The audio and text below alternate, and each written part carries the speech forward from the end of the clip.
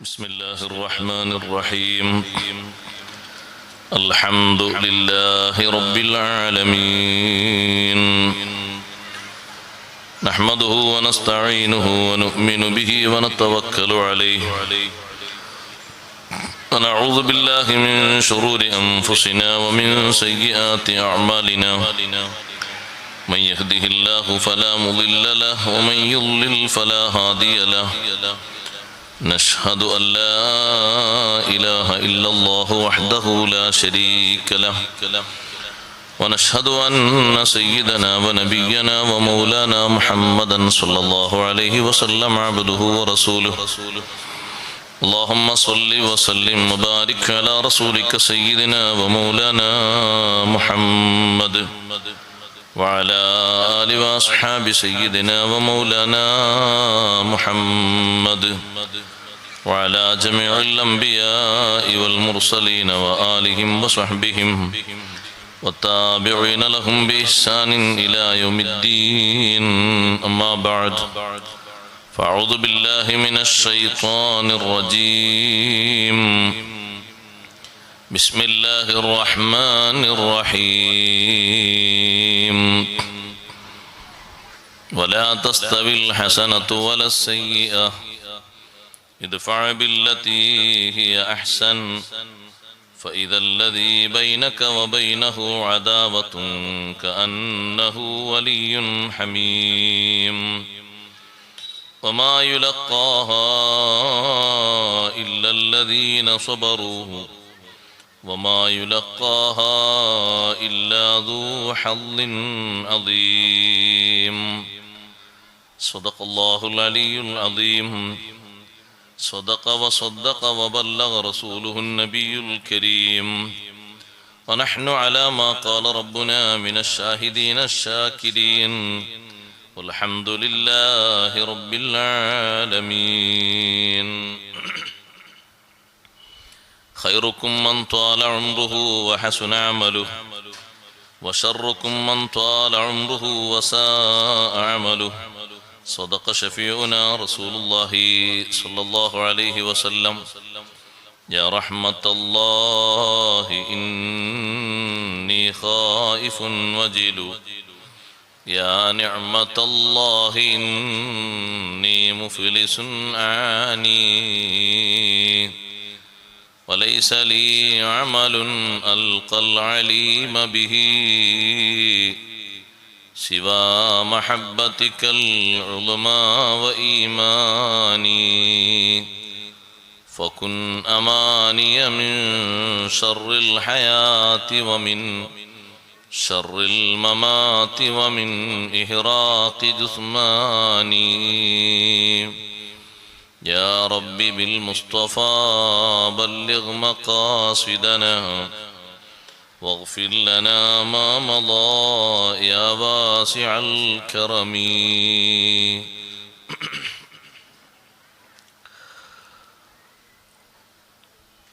ആദരണീയരായ ഉസ്താദുമാരെ, പണ്ഡിതന്മാരെ, നേതാക്കളെ, മാന്യ സഹോദരന്മാരെ, സഹോദരിമാരെ, സുഹൃത്തുക്കളെ,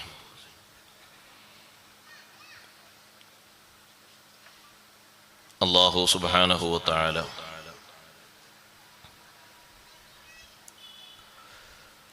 നമ്മുടെ ഈ മഹത്തായ മജ്ലിസ് എല്ലാ അർത്ഥത്തിലും ഈ രാത്രിയിൽ നാം നിർവഹിക്കുന്ന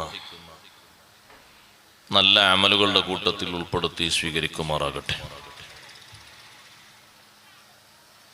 അള്ളാഹുവിൻ്റെ വിശുദ്ധമായ ദീനിനു വേണ്ടി ആത്മാർത്ഥമായി ഖിദ്മത്ത് ചെയ്യാൻ നമുക്കും നമ്മുടെ മാതാപിതാക്കൾ, ഉസ്താദുമാർ, കുടുംബാംഗങ്ങൾ, സുഹൃത്തുക്കൾ, ശിഷ്യന്മാർ, സഹപാഠികൾ എല്ലാ ആളുകൾക്കും അല്ലാഹു ആഫിയത്തുള്ള ദീർഘായുസ്സ് നൽകി അനുഗ്രഹിക്കുമാറാകട്ടെ. മാനസികമായും ശാരീരികമായും വിഷമങ്ങൾ അനുഭവിക്കുന്ന ധാരാളം ആളുകൾ നമ്മിലും അവരിലുമുണ്ട്. ഈ മഹത്തായ സദസ്സിൻ്റെ ഇവിടെ ഒരുമിച്ച് കൂടിയ മുഅ്മിനീങ്ങളുടെയും മുഅ്മിനാത്തിൻ്റെയും ഒക്കെ ബറക്കത്തുണ്ട്. എല്ലാവർക്കും അല്ലാഹു തആല സിഹത്തും സലാമത്തും ഏറ്റി തെരുമാറാകട്ടെ. ആമീൻ എന്ന് ആമുഖമായി പ്രാർത്ഥിക്കും.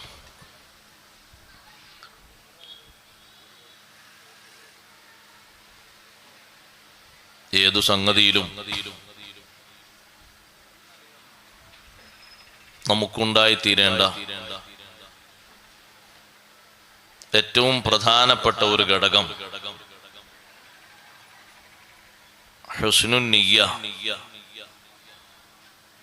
കരുത്ത് നന്നാക്കുക എന്നാണ്. നിയ്യത്ത് നന്നായി കിട്ടിയാൽ കുറഞ്ഞ കാലത്തെ ജീവിതം മതി, വലിയ ലാഭം കിട്ടും. പക്ഷെ ആ നിയ്യത്ത് നന്നാക്കാനുള്ള വലിയ ശ്രമം നമ്മുടെ ഭാഗത്തു നിന്ന് കഠിനാധ്വാനം മൂലം നമ്മൾ നിലനിർത്താനുള്ള പരിശ്രമം എപ്പോഴും കാണിക്കണം. 24 മണിക്കൂർ നാം ചെലവഴിക്കുമ്പോൾ രാവും പകലും മുഴുവനും ലാഭകരമാക്കിയെടുക്കാനുള്ള എളുപ്പ വഴി അതാണ്. ഭക്ഷണം കഴിക്കുന്നതും ഉറങ്ങുന്നതും തുടങ്ങി ഹലാലായ ഒരുപാട് കാര്യങ്ങളുണ്ട്. കാര്യമായതിനൊന്നും കൂലില്ല. ഹലാലിന് എന്ത് കൂലിയാ? പക്ഷെ ഹലാലിനും കൂലി ഉണ്ടാക്കാൻ പറ്റും നല്ല നിയ്യത്തിലൂടെ. അതുകൊണ്ടാണ് മഹാരഥന്മാർ നമ്മെ പഠിപ്പിച്ചത്, ഭക്ഷണം കഴിക്കുമ്പോൾ നമ്മുടെ മനസ്സിലുള്ള ഉദ്ദേശ്യം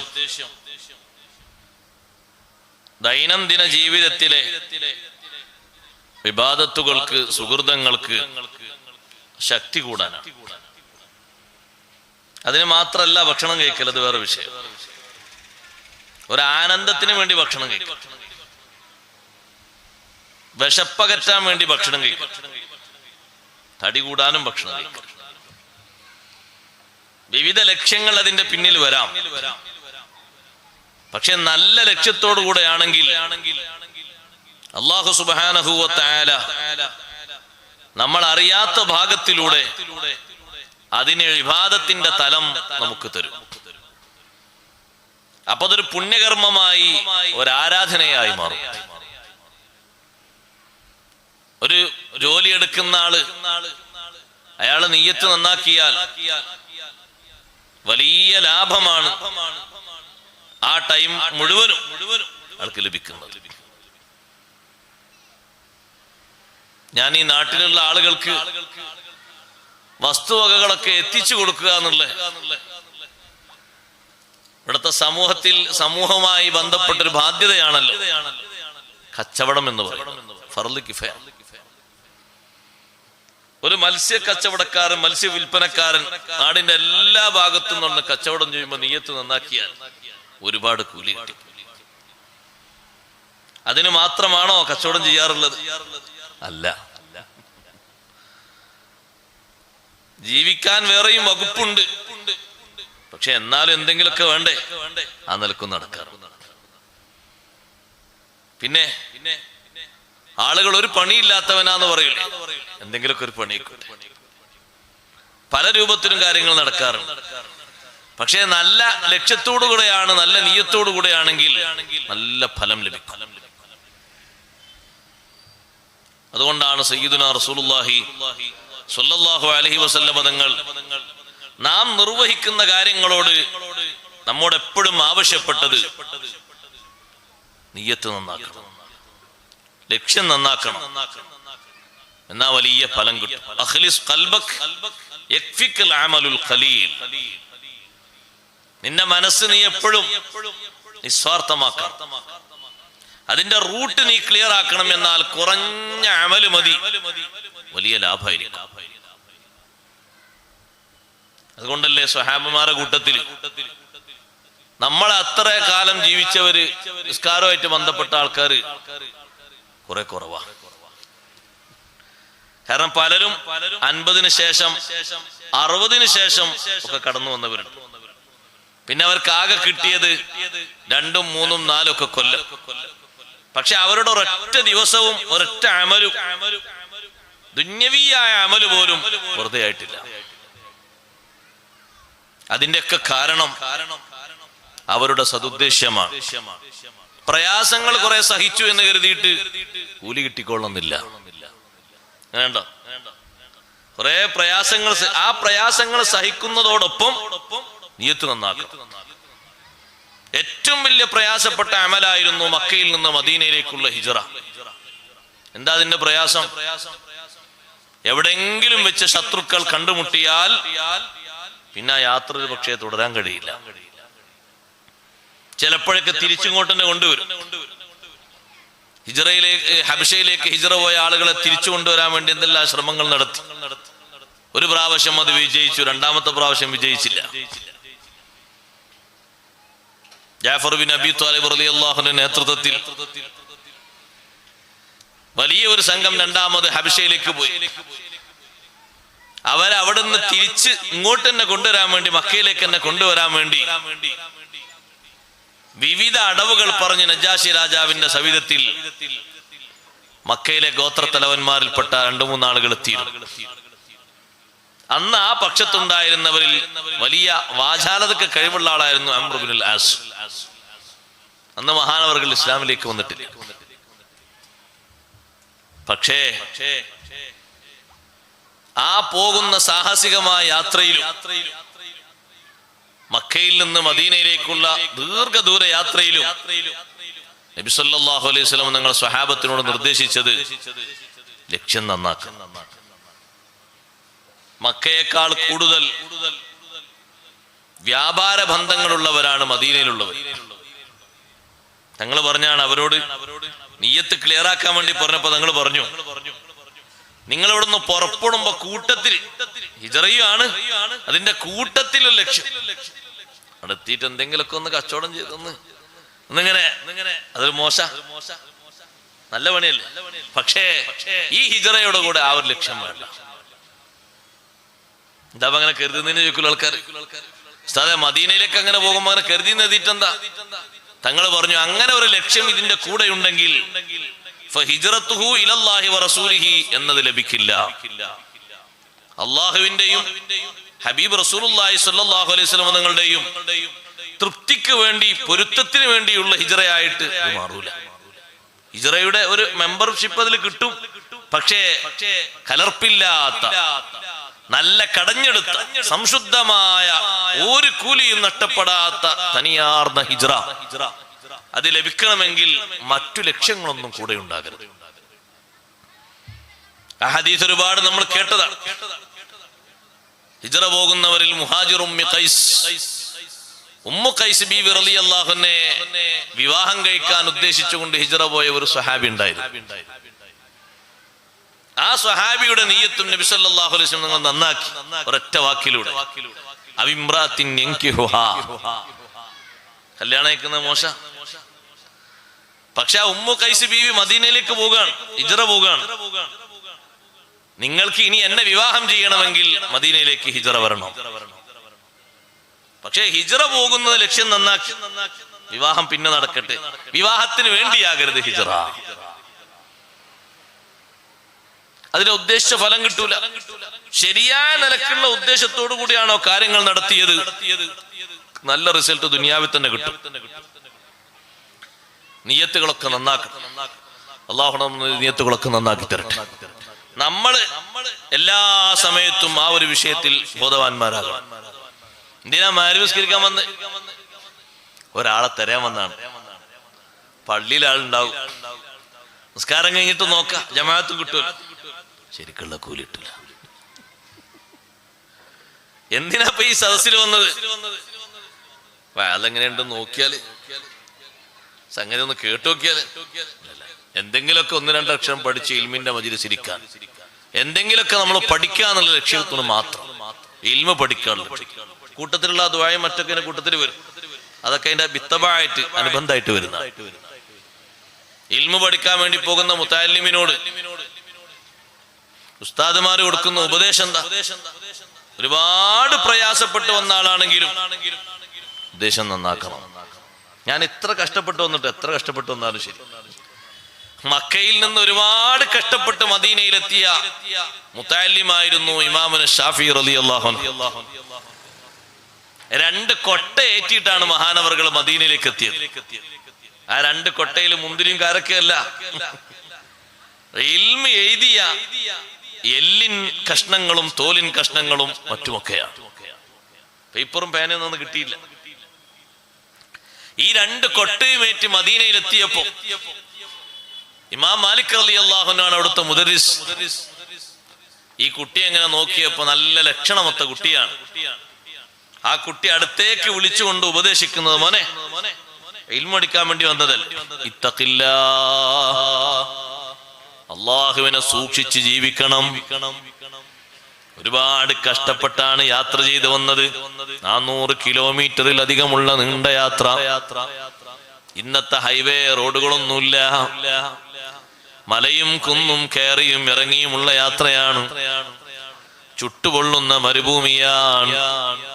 സാഹസികമായ യാത്ര നടത്തിയാണ് വന്നതെങ്കിലും ലക്ഷ്യം നന്നാക്കണം മോനെ. ഒരിക്കലും വലാ തഅസില്ലാഹ്, ഇൽമു പഠിക്കാനല്ലേ വന്നത്, അള്ളാഹുവിന് മാറ് കാണിക്കരുത്, എതിര് കാണിക്കരുത്. നീണ്ട ഉപദേശങ്ങൾ കൊടുക്കുകയാണ്. ഇവിടെ നിൽക്കുന്ന കാലം അത്രയും സൂക്ഷ്മതയോടെ ജീവിക്കണം. എല്ലാ ഉപദേശങ്ങളും തുടക്കത്തിൽ തന്നെ ഇമാം മാലിക് റളിയല്ലാഹു അൻഹു നൽകുന്നു. 10 കൊല്ലം ഇമാമുന ഷാഫി റളിയല്ലാഹു അൻഹുവോട് ഓതി പഠിക്കുകയാണ്.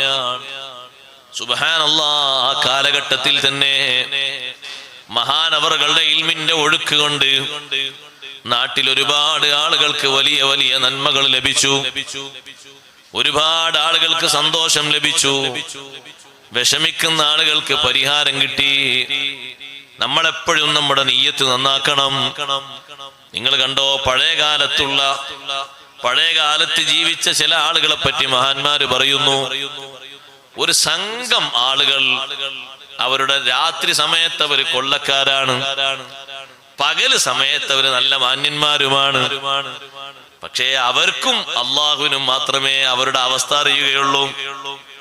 അങ്ങനെ ഒരു ദിവസം അവരിങ്ങനെ കവർച്ച നടത്തിയതിനു ശേഷം അവരെ പിടികൂടാൻ വേണ്ടി ആളുകൾ പിന്നാലെ ഓടിയപ്പോൾ ഈ കവർച്ചാ സംഘം ഒരു വീട്ടിലേക്ക് പെട്ടെന്ന് അങ്ങോട്ട് കയറി ചെന്നു. ഞങ്ങൾ യാത്രക്കാരാണ്, യാത്രയിൽ തന്നെയാണ് പണി നടക്കുന്നത്, കവർച്ച നടക്കുന്ന യാത്രയിലാണ്, ഞങ്ങൾ യാത്രക്കാരാണ്. ഇന്ന് രാത്രി ഇവിടെ ഒന്ന് വിശ്രമിച്ച് നാളെ പോകണമെന്നാണ് ഉദ്ദേശ്യം. ആ വീട്ടുകാരൻ നല്ല ഉദ്ദേശത്തോടെ അവരെ സ്വീകരിക്കുന്നു. ഇതാ ഇവിടെ ഒരു സ്ഥലമുണ്ട്, ഇവിടെ കിടന്നോളൂ. അവര് കുറച്ച് ആളുകളുണ്ട്, ഒരു 10ഓളം വരുന്ന ആളുകൾക്ക് അവിടെ നല്ല കിടക്കാനുള്ള സ്ഥലം കൊടുത്തവർ കിടന്നു. രാത്രി സമയത്ത് ഈ വീട്ടുകാരൻ മുസാഫിരീങ്ങളല്ലേ, ഖുർആൻ എണ്ണി പറഞ്ഞൊരു വിഭാഗമാണല്ലോ ഇബ്നു സബീൽ. സക്കാത്തിന് വരെ അർഹതപ്പെട്ട 8 വിഭാഗത്തിൽ ഒരു വിഭാഗമാണ് യാത്രക്കാര്. നമ്മൾ സക്കാത്ത് കൊടുക്കുന്ന വേളയിൽ നമ്മുടെ അടുത്തുകൂടെ പോകുന്ന ആളോ, നമ്മുടെ നാട്ടിൽ നിന്ന് പുറപ്പെടുന്ന ആളോ, അതിന് അർഹതയും യോഗ്യതയുമുള്ള യാത്രക്കാരാണെങ്കിൽ യാത്രയിൽ അവർക്ക് ആവശ്യം വരും. അവരാ ലിസ്റ്റിൽ നല്ല ബഹുമാനമുള്ളവരാണ്. പൊതുവെ യാത്രയിൽ നമ്മോടൊപ്പമുള്ള ആളുകൾക്കും ഗുണം ചെയ്യണമെന്ന് വേറെയും കുറെ ആയത്തുകളിൽ അല്ലാഹു പഠിപ്പിക്കുന്നുണ്ട്. യാത്രയിൽ കൂടെയിരിക്കുന്ന കൂട്ടുകാരൻ, കൂടെയിരിക്കുന്ന ആള് അയാൾക്ക് ഒത്താശ ചെയ്യണം. പല ആവശ്യങ്ങൾ ഉണ്ടാകും. നമ്മുടെ കയ്യിൽ വെള്ളമുണ്ട്, അയാള് വെള്ളത്തിലേക്ക് ഇങ്ങനെ നോക്കുന്നു, വെള്ളപാത്രത്തിലേക്ക്. ചോദിക്കാൻ അയാൾക്കൊരു മടിയും പേടിയും രണ്ടുമുണ്ട്. നമ്മളെ കോലങ്ങനെ കണ്ടിട്ട് ചോദിച്ചാൽ എന്തായിരിക്കും പ്രതികരണം? കിട്ടിയില്ലെങ്കിൽ അപ്പുറപ്പുറമുള്ള ആളുകൾ കേട്ടിട്ട് മോശാകൂലേ? വെള്ളത്തിലേക്ക് നോക്കുമ്പോഴേക്ക് നമ്മൾ ചോദിച്ചു വെള്ളം വേണോ? അപ്പൊ അയാള് തലയാട്ടി വെള്ളം കൊടുത്തു, അത് കുടിച്ചു. വല്ലാത്ത ഒരു സഹകരണം. കുറച്ച് കഴിഞ്ഞാൽ ഇറങ്ങണം തോന്നി, പക്ഷെ ഇറങ്ങാനുള്ള സ്ഥലമൊക്കെ അറിയില്ല, പേരൊക്കെ അറിയുള്ളൂ, നാട് പരിചയമല്ല. നമ്മളോട് ചിന്ന നാട് ഏതാ, അത് എത്തിയിട്ടില്ല, കുറച്ചുകൂടി പോകണം. ഇയാൾക്ക് ഇങ്ങനെ ഉറക്കം വരുന്നുണ്ട്. ഞാൻ ഉറങ്ങാണെങ്കിൽ നിങ്ങളൊന്ന് ആ നാടെത്തുമ്പോൾ വിളിക്കും. ഓ ഞാൻ പറയാം. ആ നാടെത്തിയപ്പോ അടുത്തുള്ള ആളോടാ, ഇനി അടുത്ത സ്റ്റോപ്പാണ്. ഇത് വല്ലാത്തൊരു സഹകരണം. പറയാനൊന്നാവൂല, നിങ്ങൾ വേണമെങ്കിൽ എങ്ങനെ അറിയിക്കും, നോക്കാനൊന്നാവില്ല. നിങ്ങൾ എവിടെ ഇറങ്ങണം? ഇറങ്ങോടത്തിറങ്ങിക്കോളൂ, നിങ്ങളെ നോക്കാൻ ശ്രദ്ധിക്കാമെന്നാവില്ല. അങ്ങനല്ല. ആ യാത്രക്കാരന് വേണ്ട ഒരു ഒത്താശ അവിടെ ചെയ്തു കൊടുക്കുമ്പോ അത് വലിയൊരു സഹകരണമാണ്, നമ്മുടെ ഭാഗത്ത് നിന്നുള്ള ഒരു സേവനമാണ്. അല്ലാഹു തആല എണ്ണിപ്പറഞ്ഞതാണ് വിശുദ്ധ ഖുർആനിൽ, ഇബ്നു സബീലിന് ഗുണം ചെയ്യണം, സേവനം ചെയ്യണം. അങ്ങനെയുള്ള യാത്രക്കാരല്ലേ, അവർക്ക് വെള്ളമൊക്കെ കൊണ്ടുകൊടുത്തു. രാത്രി വീട്ടിലേക്ക് വന്നവരല്ലേ, വെള്ളം കുടിക്കാൻ കൊടുത്തു. അവർ കിടന്നു. രാവിലെ സമയത്ത് നിസ്കരിക്കാൻ സുബഹിക്കുള്ള വെള്ളം, ആ വെള്ളം എത്തിച്ചു കൊടുത്തു വീട്ടുകാരൻ. ആ സുബഹിന്റെ നേരത്തെ ഒരു എഴുന്നേറ്റപ്പോ ആ വീട്ടിലുണ്ട് നടക്കാൻ കഴിയാത്ത, രണ്ട് കാലിനും സ്വാധീനമില്ലാത്ത ഒരു കുട്ടി. ഈ വീട്ടുകാരനോട് ചോദിച്ചതാരുടെ കുട്ടിയാണ്? അതെന്റെ മോളാണ്. ചെറുപ്പം മുതലേ അങ്ങനെയാണ്, ഒരു സമയം പോലും നടന്നിട്ടില്ല. ആ ഇരിക്കുന്ന ഇരുത്തം ഇരിക്കും. വേറെ എവിടേക്കെങ്കിലും ഒന്നാക്കണമെങ്കിൽ നല്ല സഹായത്തോടുകൂടെ മറ്റു ഭാഗത്തേക്ക് എത്തിക്കും. രണ്ട് കാലും തളർച്ച വന്നുപോയി, അങ്ങനെ അങ്ങ് ക്ഷീണിച്ചതാണ്. മുകൾ ഭാഗത്തേക്ക് യാതൊരു കുഴപ്പവുമില്ല, തായ് ഭാഗത്ത് തളർച്ചയാണ്. അവരെല്ലാവരും ആ കുട്ടിയെ ശ്രദ്ധിച്ചു. സംസാരിക്കാനും മറ്റു കാര്യങ്ങൾക്കൊന്നും ഒരു കുഴപ്പമില്ല. പക്ഷേ ഈ മനുഷ്യൻ ഇവർക്ക് ഖിദ്മത്തെടുത്തു, ഇവർക്ക് വെള്ളം കൊടുത്തു, ഉളു എടുക്കാനുള്ള വെള്ളമൊക്കെ കൊടുത്തു. അവരാ റൂമിന്റെ ഉള്ളിലല്ലേ പകല് സമയത്ത്, അവർ യാത്രക്കാരാണെന്ന് പറഞ്ഞിട്ടല്ലേ രാത്രി കയറി വന്നത്. പകല് ഞങ്ങൾക്ക് പുറത്തുപോയി വരണം, നിങ്ങൾ പുറത്തു പോയിക്കോളൂ. പകലവര് പുറത്തേക്ക് പോയത് എന്തിനാണെന്നറിയോ? തലേ ദിവസം കവർച്ച ചെയ്ത സ്വത്ത് പരസ്പരം ഓഹരി വെക്കാനാണ്. അതൊന്നും വീട്ടുകാരൻ അറിയില്ല. അയാൾ നല്ല ലക്ഷ്യത്തോടെയാണ് സ്വീകരിച്ചത്. അവർക്കുള്ള സ്വത്തൊക്കെ ഓഹരി വെച്ചു. അങ്ങനെ പിറ്റേ ദിവസവും പിറ്റേന്ന് രാത്രിയും അവർ ആ വീട്ടിലേക്ക് വന്നണഞ്ഞു. പിറ്റേന്ന് രാത്രി വീട്ടിലേക്ക് വന്നപ്പോൾ കതക് തുറന്ന സമയത്ത് അവർ പെൺകുട്ടിയെയാണ് ആദ്യം കണ്ടത്. ഇവർ ചോദിച്ചു, നീ ഏതാണ്? ഈ വീട്ടിൽ ഞങ്ങൾ കണ്ട കുട്ടി ഇങ്ങനെയല്ലല്ലോ, നീ ഏതാണ്? നിങ്ങൾ ഇന്നലെ കണ്ട കുട്ടി തന്നെയാണ് ഞാൻ ഇന്നും. നീ ആകെ മാറിയിട്ടുണ്ടല്ലോ, നടക്കാനൊക്കെ നിനക്ക് കഴിഞ്ഞല്ലോ. അതേ, നടക്കാൻ കഴിഞ്ഞു.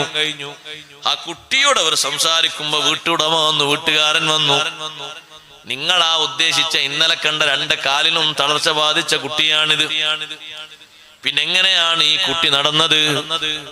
നിങ്ങൾക്ക് കുടിക്കാൻ കൊണ്ടുവന്നു വെച്ച വെള്ളം, അതേ, നിങ്ങൾ മുസാഫിരീങ്ങളാണല്ലോ, നിങ്ങൾ യാത്രക്കാരാണല്ലോ, നിങ്ങൾക്ക് ഖിദ്മത്തെടുത്ത് നിങ്ങൾ കുടിച്ചാ, നിങ്ങൾ ഉദു കൊടുത്താ ബാക്കി വെള്ളമില്ലേ? ആ വെള്ളം എന്റെ കുട്ടിയുടെ ശരീരത്തിൽ ഞാനങ്ങ് ഒഴിച്ചു. അപ്പൊ ഏതാ കുട്ടിയുടെ കാല് നന്നായി പോയി.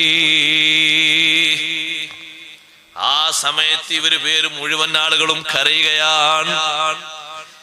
എല്ലാവരും മുഖത്തോട് മുഖം നോക്കുന്നു. നമുക്ക് സത്യം പറഞ്ഞാലോ, ഇന്നലെ നമ്മൾ യാത്രക്കാര് എന്ന രീതിയിലാണ് ഇങ്ങോട്ട് കയറി വന്നത്. ആത്മാർത്ഥമായി നമുക്ക് ഖിദ്മത്തെടുത്ത മനുഷ്യന് അള്ളാഹു കൊടുത്ത സദുദ്ദേശത്തിന്റെ പേരിൽ കൊടുത്തൊരു സന്തോഷം. ഇതുവരെ നടന്നു കാണാത്ത കുട്ടി നടക്കുന്നു. ഒരു മനുഷ്യനെ, ഒരു ഉപ്പയെ സംബന്ധിച്ചിടത്തോളം ഇതിലധികം വലിയ സന്തോഷം എന്താണ്? വീട്ടുകാര് മുഴുവനും സന്തോഷത്തിലാണ്, റാഹത്തിലാണ്. നമുക്ക് നല്ല ഖിദ്മത്തെടുത്ത, നല്ല നിയ്യത്ത് നന്നാക്കിയത് കൊണ്ട് അള്ളാഹു കൊടുത്തൊരു ഭാഗ്യമാണ്. അവര് പറഞ്ഞു, ഞങ്ങളോട് ക്ഷമിക്കണം, ഞങ്ങളെ വിഷയം ഞങ്ങളൊന്ന് തുറന്നു പറയാൻ തീരുമാനിച്ചതാണ്. ഞങ്ങൾ യാത്രക്കാരൊന്നുമല്ല, ഞങ്ങളുടെ സ്ഥിരം ജോലി, ഞങ്ങൾ കവർച്ച നടത്തുന്നവരാണ്. പക്ഷേ നിങ്ങളെ മുന്നിൽ വെച്ച് ഞങ്ങൾ തൗബ ചെയ്ത് മടങ്ങുകയാണ്. നിങ്ങളുടെ നല്ല നിയ്യത്തിന് അല്ലാഹു നൽകിയ ഫലം മനസ്സിലാക്കിയിട്ട് ഇനി മുതൽ നല്ല നിലയ്ക്ക് ജീവിക്കാനാണ് ഞങ്ങളെ ശ്രമം. ഈ വീട്ടിൽ വന്നത് ഞങ്ങളും കൂടി നന്നാകാൻ ഒരു കാരണമായി. നിങ്ങളെ നിയ്യത്ത് നന്നായത് കൊണ്ട് നമ്മൾ മനസ്സിലാക്കണം, ആ മനുഷ്യന്റെ നിയ്യത്ത് നന്നായത് കൊണ്ട് ആ വീട്ടിൽ അല്ലാഹു വലിയൊരു ബറക്കത്ത് കൊടുത്തു. ആ നിയ്യത്തിന്റെ ഗുണം കൊണ്ട് ഈ കവർച്ചക്കാർക്കും അല്ലാഹു തൗബ കൊടുത്തു. ഇതിനാണ് ഹുസ്നുൻ നിയ്യത്ത്. നിയ്യത്ത് നന്നാക്കിയാൽ കിട്ടുന്ന ഗുണം വലുതാണ്. എല്ലാ സമയത്തും നമുക്ക് അത്യന്താപേക്ഷിതമായ വിഷയം അതാണ്. അതിനാണ് സഹോദരങ്ങളെ ഇഖ്ലാസിന്റെ മുഖ്യമായ ഘടകം. സദുദ്ദേശമാണ്. ഇമാം നബി റളിയല്ലാഹു അൻഹു ഇഖ്ലാസിനെ പറ്റി വിശദീകരിച്ചെടുത്ത് മഹാനവറുകൾ പറഞ്ഞു, ഇഖ്ലാസിന്റെ ഏറ്റവും പ്രധാനപ്പെട്ട ഘടകം ഇഹ്ലാറുൻ നിയ്യ, സദുദ്ദേശം, നല്ല ലക്ഷ്യം മനസ്സിൽ കൊണ്ടുവരിക. ആ ലക്ഷ്യത്തിനനുസരിച്ച് മാറ്റമുണ്ടാകും. എപ്പോഴും അങ്ങനെ. ഇമാം റാസി റളിയല്ലാഹുവിനോട് ശിഷ്യന്മാർ ചോദിച്ചു, ഉസ്താദേ ഇത്ര സൗന്ദര്യം എങ്ങനെ കിട്ടിയത്? ഇമാം റാസി റളിയല്ലാഹുവിനെ കാണാൻ വല്ലാത്ത ചുറുക്കാണ്. ഒരു പ്രാവശ്യം ഇങ്ങനെ കണ്ട രണ്ടാമത് നോക്കിപ്പോ. എന്നാ പുറം ഭാഗത്തെ സൗന്ദര്യം മാത്രല്ല, ഉള്ളിലാണെങ്കിലോ ഇൽമിന്റെ കലവറ. വിശുദ്ധ ഖുർആനിനെ എഴുതിയ തഫ്സീർ തന്നെ 32 വാള്യങ്ങളുണ്ട്. സൂറത്തുൽ ഫാത്തിഹക്ക് മഹാനവറുകൾ എഴുതിയ വിശദീകരണം തന്നെ 200-ലധികം പേജുകളുണ്ട്. വലിയ ഇൽമാണ് അല്ലാഹു മഹാനവറുകൾക്ക് നൽകിയത്. നമ്മൾ മനസ്സിലാക്കണം, എല്ലാ ശാസ്ത്ര ശാഖകളിലും വലിയ മികവ് നേടിയ ഇമാം റാസി റളിയല്ലാഹു അൻഹുവിനോട് നിങ്ങൾക്ക് ഉള്ളിലും പുറത്തും അല്ലാഹു സൗന്ദര്യം തന്നിട്ടുണ്ട്. ഇൽമിന്റെ സൗന്ദര്യമാണ് ശരിക്ക് ബാത്തിനായ സൗന്ദര്യം എന്ന് പറയുന്നത്. പുറത്ത് നിങ്ങളെ കാണാനും നല്ല ഭംഗിയുണ്ട്. എന്താ കാരണം? ഇമാം റാസി റളിയല്ലാഹു അൻഹു പറഞ്ഞു, അത് ബാപ്പയും ഉമ്മയും നിയ്യത്ത് നന്നാക്കിയതുകൊണ്ടാണ്. മനസ്സിലായില്ല?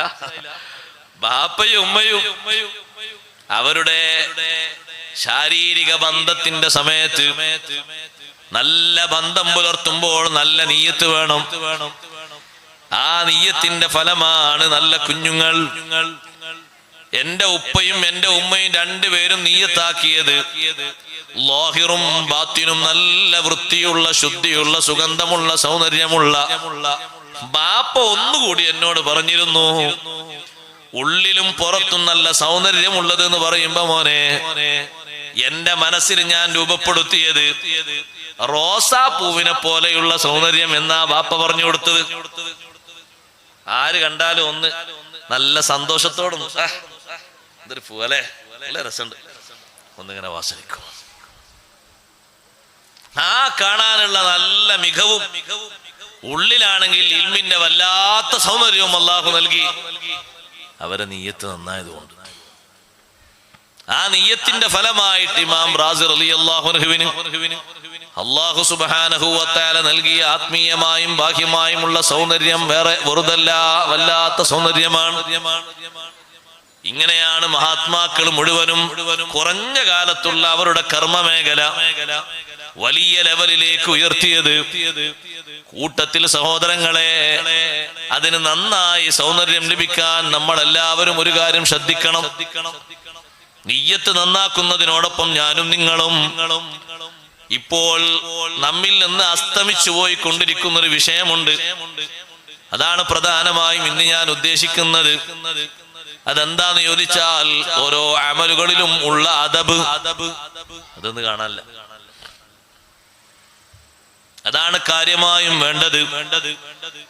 ഒരു ബാപ്പ ഉമ്മ കുട്ടികൾക്ക് പകർന്നു കൊടുക്കേണ്ട ഹക്ക് പറഞ്ഞപ്പോ സയ്യിദുനാ റസൂലുള്ളാഹി സ്വല്ലല്ലാഹു അലൈഹി വസല്ലം തങ്ങൾ പറഞ്ഞു, മിൻ ഹഖിൽ വാലിദി അലൽ വലദി അൻ യുഹ്സിന ഇസ്മഹു വ യുഹ്സിന അദബഹു. പേര് നന്നാക്കണം. പിന്നെ നമ്മളൊക്കെ ചോദിച്ച് നല്ല പേരിടും, ചോദിച്ച് നല്ല അർത്ഥമുള്ള നല്ല റാഹത്തുള്ള പേരുകൾ ചോദിച്ചിടണം. അല്ലെങ്കിൽ അതിനനുസരിച്ച് അവസ്ഥ മാറും. പേര് മാറിയിട്ടുണ്ടെങ്കിൽ ആളുടെ അവസ്ഥ മാറും, ഒരുപാട് മാറും. ഉമർ ബിൻ ഖത്താബ് റളിയല്ലാഹുവിന്റെ കാലഘട്ടത്തിൽ തന്നെ ഒരു കുട്ടിയുടെ പേര് ചോദിച്ചു ഉമർ റളിയല്ലാഹു അൻഹു. ആ കുട്ടിയുടെ പേരിൽ ദുരർത്ഥമുണ്ട്. ബാപ്പാന്റെ പേര് ചോദിച്ചു, ആ പേരിലും ഒരു ദുരർത്ഥമുണ്ട്. ആ കുട്ടി താമസിക്കുന്ന വീട് ഉൾക്കൊള്ളുന്ന ആ ചെറിയ പ്രദേശത്തിന്റെ പേര് വെച്ചു, അതിലും ദുരർത്ഥമുണ്ട്. ഉമർ റളിയല്ലാഹു അൻഹു പറഞ്ഞു, മോനെ നീ വേഗം വീട്ടിലെത്തണം, നിന്റെ വീട് കത്തിക്കരിഞ്ഞു തോന്നുന്നുണ്ട്. പോയി നോക്കുമ്പോ വീട് അങ്ങനെ കത്താണ്. ഇത്ര പേരാണ് നബി സല്ലല്ലാഹു അലൈഹി വസല്ലം നിങ്ങൾ മാറ്റിയത്. എത്ര ആളുകളുടെ പേര്, ആ പേരിൽ ദുരർത്ഥവും മോശപ്പെട്ട ആശയവും ഉള്ളത് കൊണ്ട് തങ്ങൾ മാറ്റി. ബഹുമാനപ്പെട്ട സഹ്ൽ റളിയല്ലാഹു അൻഹു, സഹ്ൽ റളിയല്ലാഹു അൻഹുവിന്റെ പേര് നബി സല്ലല്ലാഹു അലൈഹി വസല്ലം തങ്ങൾ മാറ്റിയതാണ്. നേരത്തെയുള്ള പേരിൽ ദുരർത്ഥമുണ്ടായിരുന്നു. ഇനി അങ്ങനത്തെ പേര് വേണ്ട, ഇന്നു മുതൽ നിങ്ങൾക്ക് സഹ്ൽ എന്നാകട്ടെ, അന്ത സഹ്ലുൻ. പിന്നെ ആ പേരിലാണ് മഹാനവറുകൾ അറിയപ്പെട്ടത്. നല്ല പേരിടണം, അതുപോലെ തന്നെ അദബ് നന്നാക്കണം. ആ അദബ് നന്നാക്കി തുടങ്ങേണ്ടത് നമ്മളോട് കൂടെ അവർ ഇഴകിച്ചേർന്ന് ജീവിക്കുന്ന ഒരു കാലം വരും എന്ന് പറഞ്ഞാൽ, ഒരു 2 വയസ്സ് 3 വയസ്സാകുമ്പോ നമ്മുടെ അടുത്ത് വന്നിരിക്കാനും ഭക്ഷണം കഴിക്കാനും നമ്മളോടൊപ്പം എല്ലാ കാര്യങ്ങളിലും പങ്കുചേരാൻ മക്കൾ വരും, പേരക്കുട്ടികൾ വരും. നല്ല വഴിയിലേക്ക്, ഭാവിയിലേക്ക് അവരെ കൊണ്ടുപോകാൻ, കൈപിടിച്ചുയർത്താൻ ആവശ്യമായത് നല്ല അദബ് അവരെ ശീലിപ്പിക്കണം എന്ന് പറഞ്ഞാൽ ചിലരൊക്കെ മനസ്സിലാക്കും, ഉസ്താദ് പറഞ്ഞ കുട്ടികളെ നല്ലോണം അടിക്കാനാണ്. അല്ല, അതല്ല അതുകൊണ്ട് ഉദ്ദേശം. പ്രവൃത്തി പദത്തിൽ അവർക്ക് കാണിച്ചു കൊടുക്കാനാണ്. ഹബീബ് റസൂലുള്ളാഹി സ്വല്ലല്ലാഹു അലൈഹി വസല്ലം തങ്ങൾ വല്ലാതെ ഇഷ്ടപ്പെടുന്ന ഒരു വിഭാഗമായിരുന്നല്ലോ കുട്ടികൾ.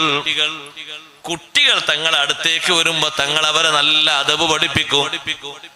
ഭക്ഷണം കഴിക്കാൻ തങ്ങൾ ഇരിക്കുമ്പോ അടുത്തേക്ക് കുട്ടികൾ വരും. ആ കുട്ടികളെ തങ്ങൾ അടുത്ത് തന്നെ ഇരുത്തും. കുട്ടികൾക്കൊരു സ്വഭാവമാണല്ലോ, പൊതുവെ അതൊരു കേടല്ല, അവരുടെ ഒരു സ്വഭാവമാണ്. ചിലപ്പോ 2 കൈ കൊണ്ടായിരിക്കും ഒരു സാധനം വലിച്ചെടുക്കുക. തങ്ങൾ അടുത്തിരിക്കുന്ന കുട്ടി 2 കൈയും പാത്രത്തിലേക്ക് അങ്ങ് നീട്ടിയപ്പോ ആ കുട്ടിയോട് തങ്ങൾ പറഞ്ഞു, കുൽ ബിയമീനിക്, വലത്തെ കൈ മാത്രം ഉപയോഗിക്കണം.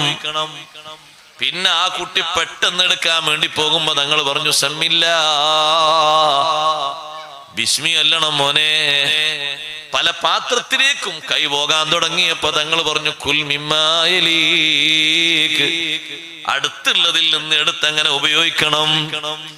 പിന്നീട് കുറെ പ്രായമായപ്പോഴും ആ സ്വഹാബി പറയുന്നു, ഞാൻ എന്റെ കുട്ടിക്കാലത്ത് തങ്ങളെ വീട്ടിൽ പോയപ്പോ അന്ന് എന്നെ പഠിപ്പിച്ച ഈ 3 വിഷയങ്ങളും ജീവിതത്തിൽ ഇപ്പോഴും ഞാൻ പാലിച്ചു പോരുന്നുണ്ട്.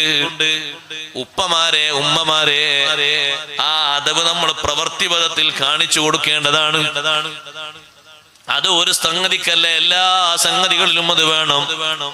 അതാണ് സത്യത്തിൽ ഇസ്ലാമിന്റെ ഏറ്റവും വലിയ ആത്മീയമായ ഭാവം. അതുകൊണ്ടാണ് മഹാന്മാര് പഠിപ്പിച്ചത്, ഇന്ന തസൗഫ കുല്ലഹു ലഹുവൽ അദബ് വമിനൽ അവാരിഫി ഫതുലുബൻഹു വഅവ്വിലാ. തസൗഫ് എന്ന് പറഞ്ഞാൽ അത് ഏറ്റവും പ്രധാനമായത് അദബ് തന്നെയാണ്. അതിന്റെ ഏറ്റവും പ്രധാനപ്പെട്ട വശം അതാണ്, അദബാണ്.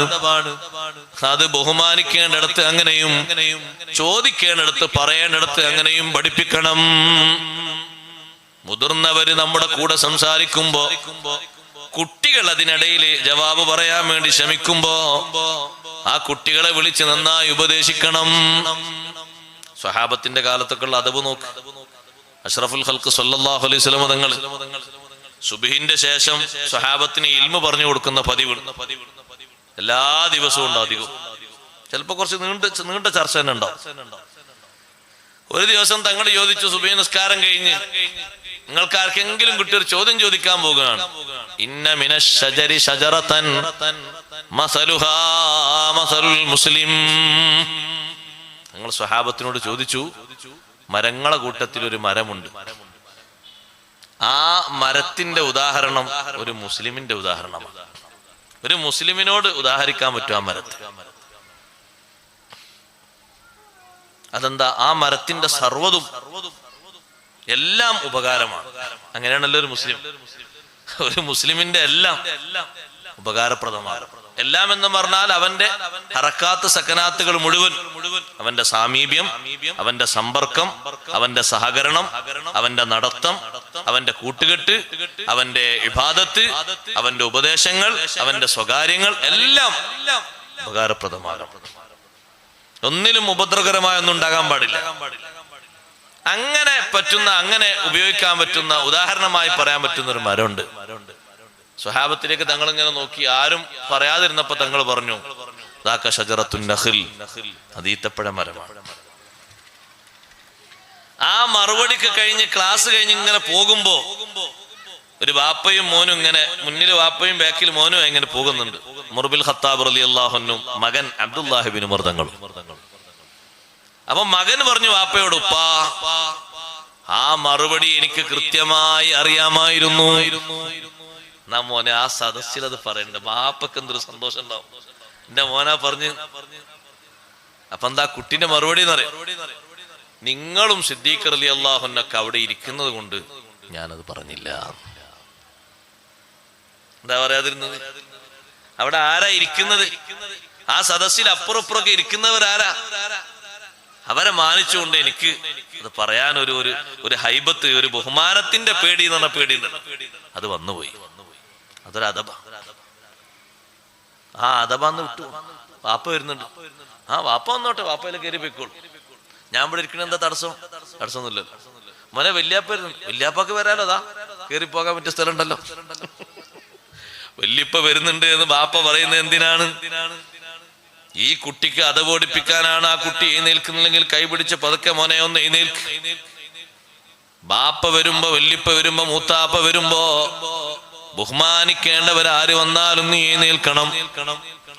ആ ബഹുമാനിക്കേണ്ടവരെ കൂട്ടത്തിൽ പെട്ടവരാണ് മുതിർന്നവർ. നിന്റെ സ്വന്തം ജേട്ടനാണ് ആ വരുന്നത്. ആ ജേട്ടൻ വരുമ്പോൾ നീ ബഹുമാനിക്കണം. ആ ബഹുമാനം പഴയകാലത്ത് ഉമ്മമാരാണ് നന്നായി പഠിപ്പിച്ചിരുന്നത്. ഉമ്മമാരെ ആ അദബ് ഇന്ന് വിട്ടുപോകാൻ പാടില്ല. അതാണ് ഏറ്റവും വലിയ മാനക്കേട്. ജേട്ടനും അഞ്ചനും തമ്മിലുള്ള വ്യത്യാസം ഒരു മിനിറ്റിന്റെ വ്യത്യാസത്തിൽ വന്ന മഹാന്മാരാണ്. ബഹുമാനപ്പെട്ട ഹസൻ ഇബ്നു സ്വാലിഹ്, അലി ഇബ്നു സ്വാലിഹ് റളിയല്ലാഹു അൻഹുമാ ഇരട്ടകളാണ്. അവർ ജനിച്ച ഉടനെ കുറച്ച് സമയം കഴിയുമ്പോഴേക്ക് ബാപ്പ മരണപ്പെട്ടു പോയി. പിന്നെ ഉമ്മാന്റെ തണലിലാണ് ഈ രണ്ട് മക്കളും വളരുന്നത്. അതിൽ മൂത്ത ആളാണ് ഹസൻ ഇബ്നു സ്വാലിഹ് റളിയല്ലാഹു അൻഹു. ആ ഹസൻ ഇബ്നു സ്വാലിഹ് റളിയല്ലാഹു അൻഹു ഏതെങ്കിലും ഒരു സദസ്സിൽ ഇരിക്കുകയാണെങ്കിൽ അതിന്റെ ബാക്കിലാണ് ബഹുമാനപ്പെട്ട അലി ഇബ്നു സ്വാലിഹ് റളിയല്ലാഹു അൻഹുവിന്റെ സീറ്റ്. ഒരേ വലുപ്പമാണ്, കണ്ടാലും ഏറെക്കുറെ ഒരേ രൂപമാണ്. പക്ഷേ ജ്യേഷ്ഠൻ നടക്കുമ്പോ പിന്നാലെയല്ലാതെ നടന്നിട്ടില്ല. ചോദിച്ചു, നിങ്ങൾ ഇരട്ടകളല്ലേ? അപ്പൊ അനുജന്റെ മറുപടി, അലി ഇബ്നു സ്വാലിഹ് തങ്ങളെ മറുപടി, അതെ, ഞാൻ വരുന്നതിന്റെ ഒരു മിനിറ്റ് മുമ്പല്ലേ എന്റെ ജേട്ടൻ ദുനിയാവിലേക്ക് വന്നത്. അങ്ങനെയാണെങ്കിലും അതെന്റെ മൂത്ത ആളാണ്. മണിക്കൂറിന്റെ മാറ്റമുണ്ടോ? ഇല്ല. ദിവസത്തിന്റെ മാറ്റമുണ്ടോ? ഇല്ല. മാസങ്ങളുടെ വർഷങ്ങളുടെ മാറ്റമുണ്ടോ? ഇല്ല. ഇത് ഉപ്പമാരെ നമ്മൾ പകർത്തി കാണിച്ചു കൊടുക്കണം. എന്റെ ഉപ്പ എഴുന്നേറ്റത് ഒന്നുമല്ല, എന്റെ ജേട്ടനാ വരുന്നത്. സത്യത്തിൽ ആ ജേട്ടന് കഴിവ് കുറവാണ്. എല്ലാ മേഖലകളിലും ആള് വീക്കുള്ള ആളാണ്, വീക്ക്നെസ് ഉള്ള ആളാണ്. പക്ഷേ ഏത് മേഖലയിൽ ആള് താഴോട്ടാണെങ്കിലും ഒരു വിഷയത്തിൽ ആള് മുന്നോട്ടാണ്. അതേതിലാണ്? മൂത്ത തലം എന്ന നിലക്ക്, മൂത്ത ആള് എന്ന നിലക്ക് ഒരു പരിഗണന വിടാൻ പറ്റൂല. അങ്ങനെയാണത് മക്കൾക്ക് പഠിപ്പിക്കുന്നത്. ഉപ്പ എന്തിനാണ് ഇപ്പൊ എഴുന്നേറ്റത്? അത് എന്റെ ജ്യേഷ്ഠനാണ് മോനെ, മൂത്താളാണ്, അഥവാ നിന്റെ മൂത്താപ്പയാണ്. ആ മൂത്താപ്പയല്ലേ ഉപ്പാനോട് കഴിഞ്ഞ ദിവസം കുറെ ചൂടായി സംസാരിച്ച് ചീത്ത പറഞ്ഞത്. അതൊക്കെയാണെങ്കിലും ഞാൻ ബഹുമാനിക്കേണ്ട ഒരു തലമുണ്ട്. അതാ മൂത്തവൻ എന്ന അർത്ഥത്തിലുള്ള ബഹുമാനം ഇതുകൊണ്ടൊന്നും പോകൂല. സത്യത്തിൽ നോക്കുക, ഒരു തലം, ആ ഒരു ബഹുമാനം വല്ലാത്ത ബഹുമാനമാണ്. ഈ രണ്ട് മഹാന്മാര് അവർക്ക് ഈ അദബ് പഠിപ്പിച്ചത് ആ ഉമ്മയാണ്. ഉമ്മമാരെ ആ അദബ് മാത്രമല്ല, ഈ രണ്ട് കുട്ടികൾക്ക് ആ ഉമ്മ പഠിപ്പിച്ചത്. ഹസൻ ഇബ്നു സ്വാലിഹ് റളിയല്ലാഹു അൻഹുവിനും അലി ഇബ്നു സ്വാലിഹ് റളിയല്ലാഹു അൻഹുവിനും ഉമ്മ പഠിപ്പിച്ച വല്ലാത്ത അദബിൽപ്പെട്ട ഒന്നാണ്. അവർക്ക് തമ്മീസായ പ്രായം മുതൽക്ക് സുബഹിന്റെ മുമ്പ് ഉമ്മയെ നിൽക്കുമ്പോൾ ഈ കുട്ടികളെയും വിളിച്ചുണർത്താറുണ്ട്. പ്രായപൂർത്തി എത്തിയിട്ടില്ല. ഉമ്മമാര് മക്കൾക്ക് കൊടുക്കുന്ന ശിക്ഷണമാണ്, അഥവാണ് ഇന്ന് നമ്മൾ കാണാതെ പോകുന്നത് അതാണ്. ഉമ്മയും മകനും ചങ്ങാതിമാരെ പോലെ, മൂത്താളും താഴെയാളും ഫ്രണ്ട്സിനെ പോലെ അങ്ങനെ ആയിക്കൂടാ. അത് നമ്മുടെ സമൂഹത്തിന് വരുന്ന ഏറ്റവും വലിയ ദുരന്തമാണ്. അതുകൊണ്ട് കിട്ടുന്ന ആപത്ത് ചെറുതല്ല. ബഹുമാനമുള്ള വീടുണ്ടോ അവിടെ അള്ളാഹു ബറക്കത്ത് ഒരു മിനിറ്റ് പിറകോട്ടാക്കൂല. അതവുള്ള കുടുംബമാണോ ആ കുടുംബത്തിലാണ് ഏറ്റവും വലിയ ബഹുമാനമുള്ളത്. സ്വാലിഹീങ്ങൾ ജനിക്കുന്നത് ആ കുടുംബത്തിലാണ്. ബിശ്റുൽ ഹാഫി റളിയല്ലാഹു അൻഹുവിന്റെ പെങ്ങൾ, ബിശ്റുൽ ഹാഫി റളിയല്ലാഹു അൻഹുവിന്റെ പെങ്ങൾ ആ കാലഘട്ടത്തിലെ ഒരു പണ്ഡിതനോടൊരു മസ്അല ചോദിക്കാൻ ചെന്നു. എന്താ മസ്അല? ഞാനിങ്ങനെ വീട്ടിൽ രാത്രി തുന്നിക്കൊണ്ടിരിക്കുമ്പോ ലൈറ്റ് അണഞ്ഞു പോയി. മുന്നിലൂടെ ഒരാള് ഒരു പാനൂസും കത്തിച്ചു പോയി. പഴയ കാലത്തെ പാനൂസ് ഇല്ലേ? പത്ത് ആൾക്കാർക്ക് പാനൂസ് അറിയുന്നാവോ? അറിയാത്തവരറിയുന്നവരോട് ചോദിച്ചോട്ടെ. എല്ലാം പഴയ അറിവും പഠിക്കണം. ഒരു ലൈറ്റ്, നമ്മളൊക്കെ ഉപയോഗിക്കുന്ന സ്ട്രോങ് ലൈറ്റോ മറ്റേ ലൈറ്റോ, അതൊന്ന് കത്തിച്ചു പോയി. പഴയകാലത്തെ വിളക്ക് അത് കത്തിച്ചു പോയപ്പോ ആ വെളിച്ചത്തിൽ എനിക്ക് തുന്നാൻ പറ്റുമോ ഇല്ലേന്നാണ് ചോദ്യം. എന്താ ചോദ്യത്തിന്റെ പിന്നിലുള്ള താല്പര്യം മനസ്സിലായോ? ആ വിളക്ക് കത്തിച്ചത് ഹലാലായ എണ്ണ കൊണ്ടാണോ അല്ലേന്ന് എനിക്കറിയില്ലല്ലോ. ഈ സഹോദരി ചോദിക്കുന്ന ചോദ്യത്തിന്റെ മർമ്മം അതാണ്. അപ്പോഴാണ് ആ പണ്ഡിതൻ പറഞ്ഞത്, മിംബൈതികും യഖ്റുജുൽ വരിഉസ്സാലിഹു, നിങ്ങളെ കുടുംബത്തിൽ നല്ല മനുഷ്യന്മാരുണ്ടാകും. നിങ്ങളെ കുടുംബത്തിൽ നല്ല നല്ല ആൾക്കാർ വരും. ചോദ്യം ഈ രൂപത്തിലാണെങ്കിൽ പിന്നെ ആ കുടുംബത്തിന്റെ ഉള്ളിലുള്ള അതവ് എത്രമാത്രം സൗന്ദര്യമായിരിക്കും. ആ സഹോദരിയുടെ സഹോദരനാണ് ബിശ്റുൽ ഹാഫി റളിയല്ലാഹു അൻഹു. അല്ലാഹു തആല ബഹുമാനം കൊടുത്ത് അല്ലാഹു തആലാന്റെ ഒരു ഇസ്മിനെ ആദരവോടെ ബഹുമാനത്തോടെ വെച്ചപ്പോൾ നമുക്കുണ്ടോ ബഹുമാനം? ബിസ്മില്ലാഹി എന്ന് എഴുതിയ ഒരു പേപ്പർ, ആ പേപ്പർ ചവിട്ടുന്ന സ്ഥലത്ത് കണ്ടപ്പോ ഇബ്നു കസീർ റിപ്പോർട്ട് ചെയ്ത ചരിത്രത്തിൽ കാണാം, അതിങ്ങനെ എടുത്തിട്ട് ബിശ്റുൽ ഹാഫി പറഞ്ഞു. ബിശ്റിന്റെ കൂടെ ഒരു ഹാഫി കണ്ടില്ലേ? കുട്ടികൾക്ക് പേരിടുമ്പോ ബിശ്ർ ഇട്ടാ മതി, ഹാഫി വേണ്ട. ഹാഫി എന്ന് പറഞ്ഞാൽ ചെരുപ്പിടാതിരിക്കുന്ന നടക്കുന്ന ആളെന്നാ. നമ്മുടെ കുട്ടികളും അങ്ങനെ ആണെന്നുണ്ടോ? അന്ന് അങ്ങനെ പേര് വരാൻ കാരണം ഒരു ചെരുപ്പിന്റെ 4 ഭാഗവും പൊട്ടിയപ്പോ ചെരുപ്പ് തുന്നുന്ന ഒരാളടുത്ത് കൊണ്ടുപോയി കൊടുത്തതും തുന്നിത്തരണം. ചെരുപ്പ് തുന്നി ഇങ്ങനെ നോക്കിയിട്ട് പറഞ്ഞു, പടച്ചോനെ നിങ്ങളെപ്പോലത്തെ മനുഷ്യന്മാര് ജനങ്ങൾക്ക് ഉണ്ടാക്കുന്ന ഇടങ്ങേറത്ര, ഇത് ഇനി തുന്നാൻ കഴിയില്ല. ആ പോലത്തെ എത്തിയിട്ടുണ്ട്. 4 ഭാഗം പൊട്ടിയിട്ടുണ്ട്. ഇതിപ്പോ ഇനി തുന്നിയാൽ കുറച്ചുകൂടി കഴിഞ്ഞാൽ പിന്നെയും പൊട്ടൂല. അപ്പൊ ബിശ്ർ എന്നവർ ചിന്തിച്ചു, ഏത് ചെരുപ്പ് വാങ്ങിയാലും ഇങ്ങനെ ഉണ്ടാകൂലേ, അതുകൊണ്ട് ഈ ചെരുപ്പ് തന്നെ വേണ്ട, ഞാൻ ആർക്കും ഒരു പ്രയാസത്തിനെ കൊണ്ട് ഉണ്ടാകണ്ട. അങ്ങനെയാണ് ബിശ്റുൽ ഹാഫി എന്ന് പറഞ്ഞത്. പേരിടുമ്പോ ബിശ്ർ ഇട്ടാ മതി, ഹാഫി വേണ്ട. ഹാഫി എന്ന് പറഞ്ഞാൽ നഗ്നപാദം ചെരുപ്പില്ല നടക്കുന്ന ആളെന്നാ. അത് അങ്ങനെ വന്നതാണ് പേരിന്റെ കൂടെ. ഈ മഹാനുഭാവൻ ഒരു കടലാസ് കണ്ടപ്പോ അത് എടുത്തിട്ട്, ഇലാഹി ഇസ്മുക ഹാഹുനാ മുൽഖയ്യുദാസ്, പടച്ചോനെ നിന്റെ ഇസ്മ ഇവിടെ നിലത്തിട്ട് ചവിട്ടാണല്ലോ ആൾക്കാർ. വല്ലാത്തൊരു അതബോടെ ബഹുമാനത്തോടെ അത് എടുത്തുയർത്തിയിട്ട് ഒരത്തറ് വാങ്ങിയിട്ട് അത്തറ് തേച്ചിട്ട് വീയാൻ സാധ്യതല്ലാത്ത ഒരു സ്ഥലത്ത് അതിങ്ങനെ വെച്ചു. ആ ഒരൊറ്റ അദബ് കാരണം അല്ലാഹു സുബ്ഹാനഹു വ തആല ബിശ്റിനെ ഉയർത്തുകയാണ്. ആ ചെറുപ്പക്കാരനെ മേലോട്ട് ഉയർത്തുകയാണ്. നേരത്തെ ആ പണ്ഡിതൻ പറഞ്ഞില്ലേ, നിങ്ങളെ കുടുംബത്തിൽ നിന്ന് സ്വാലിഹായ സൂക്ഷ്മതയുള്ള ഒരാൾ വരും. ആ മഹാനാണ് ഇപ്പൊ വരുന്നത്. എന്താ അതിന് നിമിത്തം? അദബാണ്, ബഹുമാനമാണ്. വീടുകളിൽ പോയാൽ ചില വീടുകളിൽ, ഇവിടെ ഏതെങ്കിലും വീട് പോയി കണ്ടിട്ട് പറയാൻ കരുതണം കേട്ടോ, ഞാൻ ഒറ്റ വീടും പോയി നോക്കിയില്ല, നോക്കിയ വീട്ടിൽ കണ്ടിട്ടില്ല. നല്ല ഷെൽഫ് ഉണ്ടാകും, അതുപോലെ തന്നെ നല്ല പൂക്കളും മറ്റുമൊക്കെ വെച്ചിട്ടുണ്ടാകും. സുബ്ഹാനല്ലാഹ്, ചിലത് തോന്നും എടുക്കാനുള്ള സൗകര്യത്തിനായിരിക്കും അങ്ങനെ വെച്ചത്.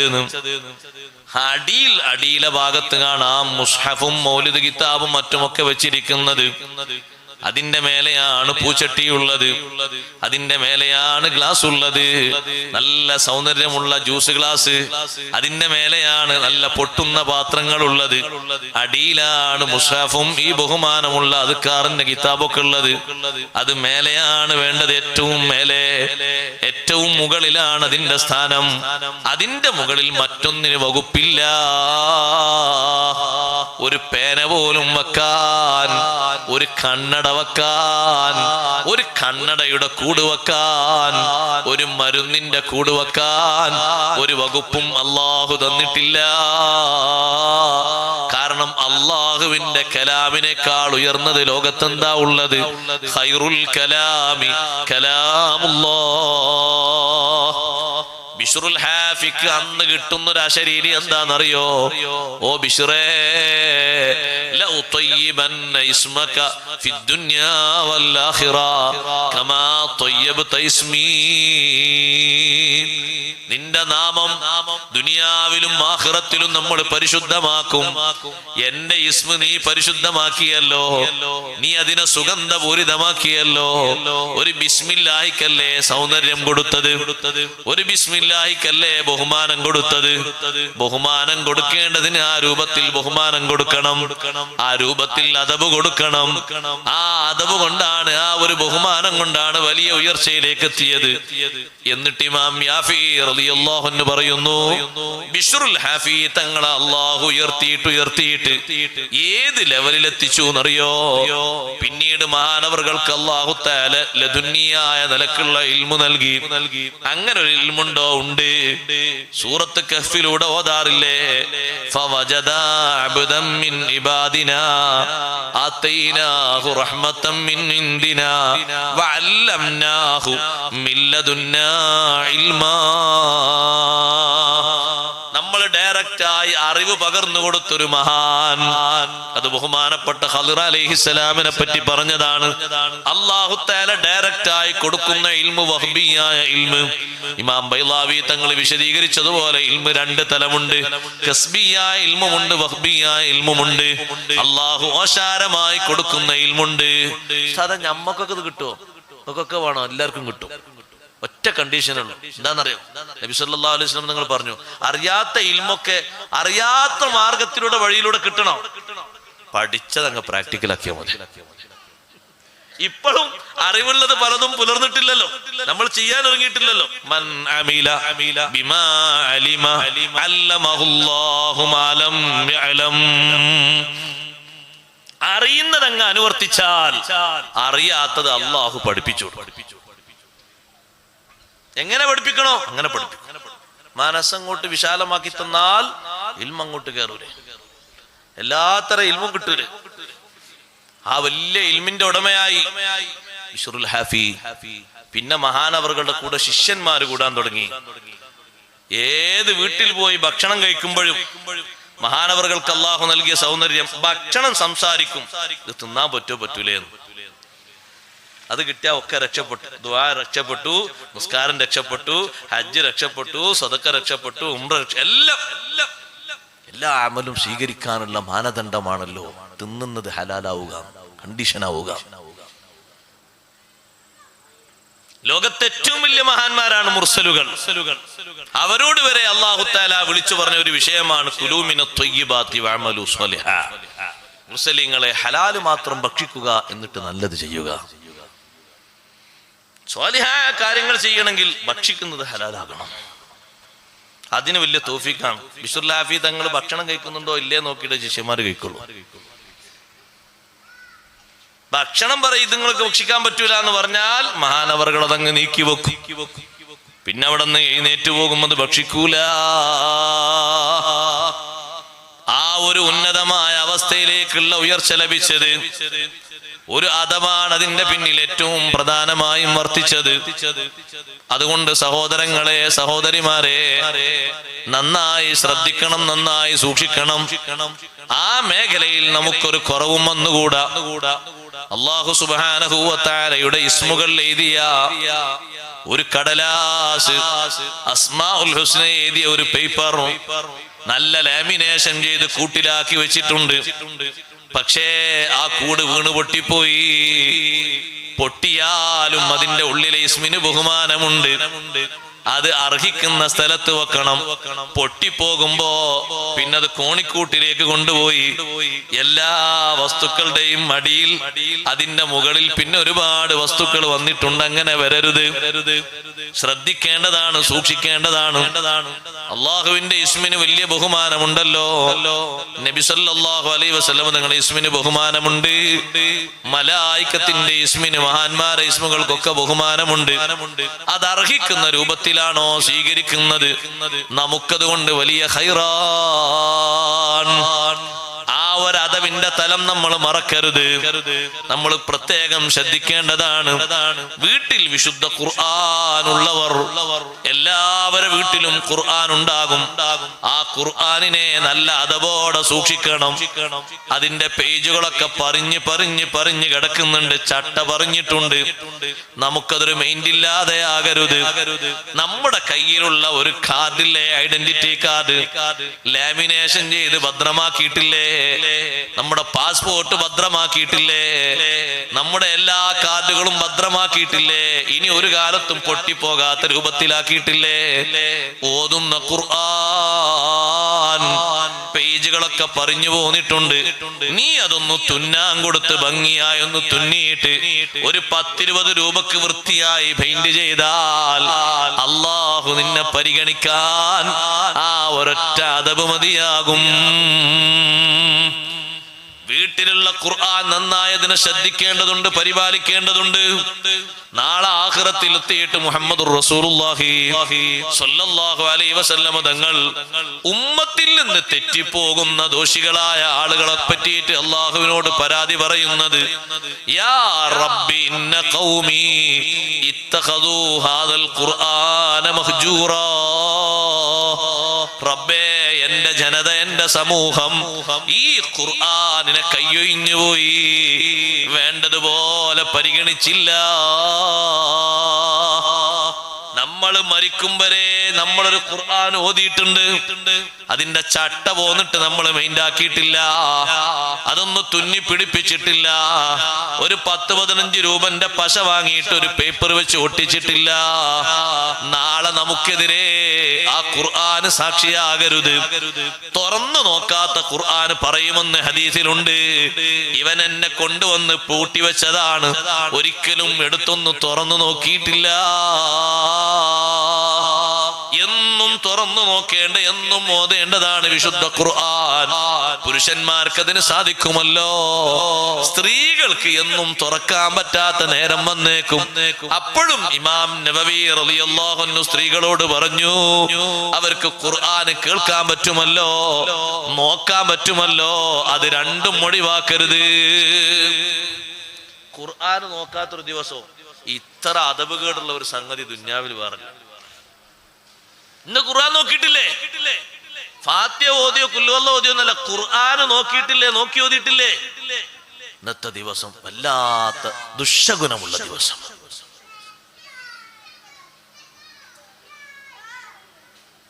അങ്ങനെ ദിവസങ്ങൾ കഴിഞ്ഞു പോകുന്നുണ്ടോ? അതാണ് അദബിന്റെ കുറവ് കൊണ്ട് ബർക്കത്തൊക്കെ കുറഞ്ഞു പോകുന്നത്. അറേബ്യയിൽ പോയാൽ നമുക്ക് നല്ല പട്ടാണികളെ കാണും. 1-ാം നമ്പർ പട്ടാണികൾ, ജോലിക്കൊക്കെ പോകുന്ന തിരക്കുള്ള ആൾക്കാർ. അവര് ഈ ഖുർആൻ ഒന്ന് ഒന്നിങ്ങനെ മറിച്ചു നോക്കിയിട്ട് ഒന്നിങ്ങനെ കുറച്ചു നേരം ഇങ്ങനെ നോക്കിയിട്ട്, കുറെ നേരം ഓതിയിരിക്കാൻ നേരമല്ല, എന്നാലും ഒന്ന് രാവിലെ ഒന്ന് എടുത്ത് ഇങ്ങനെ നോക്കിയിട്ട് അൽഹംദുലില്ലാ ഒന്നിങ്ങനെ ചുംബനം നൽകിയിട്ട്, ഖുർആൻ എടുക്കുമ്പോഴും ഖുർആൻ അവിടെ വെക്കുമ്പോഴും 2 സമയത്തും ചുംബിക്കൽ സുന്നത്താണെന്ന് ഇമാം അഹ്മദ് ബിൻ ഹംബൽ റളിയല്ലാഹു അൻഹു പഠിപ്പിച്ചു. എന്താണ് എടുക്കുന്നത്? അള്ളാഹുവിന്റെ കലാമാണ്, ഖുർആനാണ്. ഒരു അദബുകേട് ഇതിൽ സംഭവിച്ചു പോകരുത്. ഖുർആനുമായി ബന്ധപ്പെട്ട അദബുകൾ മാത്രം എഴുതിയൊരു കിതാബുണ്ട് ഇമാം നബവി തങ്ങൾക്ക്. അതിൽ മഹാനവറുകൾ പറയുന്നുണ്ട്, ഖുർആനിന്റെ മുന്നിൽ എങ്ങനെ ഇരിക്കണം. ആ ഇരുത്തത്തിന്റെ രൂപം കൊണ്ട് പറയുമ്പോഴേ, ഖുർആൻ ഓതാൻ വേണ്ടി ഇരിക്കുന്ന രൂപം പറയുമ്പോഴേ നമ്മൾ നന്നായി ശ്രദ്ധിക്കണം, നന്നായി സൂക്ഷിക്കണം. എങ്ങനെ ഖുർആന്റെ മുന്നിൽ ഇരിക്കുന്നത് മഹാനവറുകൾ ആ പറഞ്ഞ ശൈലി ഒന്ന് നോക്കി. വയജിലിസു ബൈന യദൈഹി ഖുർആനിന്റെ മുന്നിൽ അവൻ ഇരിക്കണം.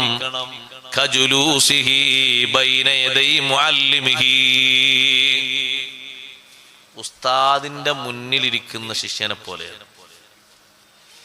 എന്ന് പറഞ്ഞാൽ മനസ്സിലായോ? വലത്തോട്ടും ഇടത്തോട്ടും നോക്കുവോ ഉസ്താദിന്റെ മുന്നിലിരിക്കുമ്പോ? നമ്മൾ പഠിക്കാൻ വേണ്ടി ഇരിക്കുമ്പോ ഇല്ല, പൂർണ്ണ ശ്രദ്ധ. ഇരുത്തം തന്നെ ഒരു അനാദരവായ രൂപത്തിൽ വരുമോ? ഇല്ല. ഉസ്താദിന്റെ മുന്നിൽ നമ്മൾ ഒരു ക്ലാസ് കിതാബ് ഓതുകയാണ്.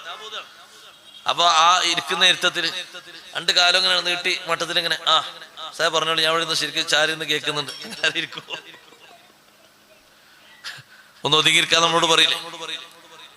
എന്താ അങ്ങനെ മുഅല്ലിമിന്റെ മുന്നിൽ ഇരിക്കും പോലെ, ഉസ്താദിന്റെ മുന്നിൽ ഇരിക്കും പോലെ വണക്കത്തോടെ അപ്പുറത്തും ഇപ്പുറത്തേക്കും നോക്കാതെ പൂർണ്ണ ശ്രദ്ധ അതിലേക്ക്, പൂർണ്ണ നോട്ടം അതിലേക്ക്, കൈകൊണ്ട് കളിക്കാതെ, കാലുകൊണ്ട് കളിക്കാതെ, വേറെ ഒന്നുകൊണ്ടും കളിക്കാതെ കളിയൊക്കെ മാറ്റിവെച്ച് കാര്യത്തിലിരിക്കുന്നൊരു ഇരുത്തമാണത്. ബഹുമാന പുരസ്സരം ഇരിക്കുന്നൊരു ഇരുത്തമാണത്.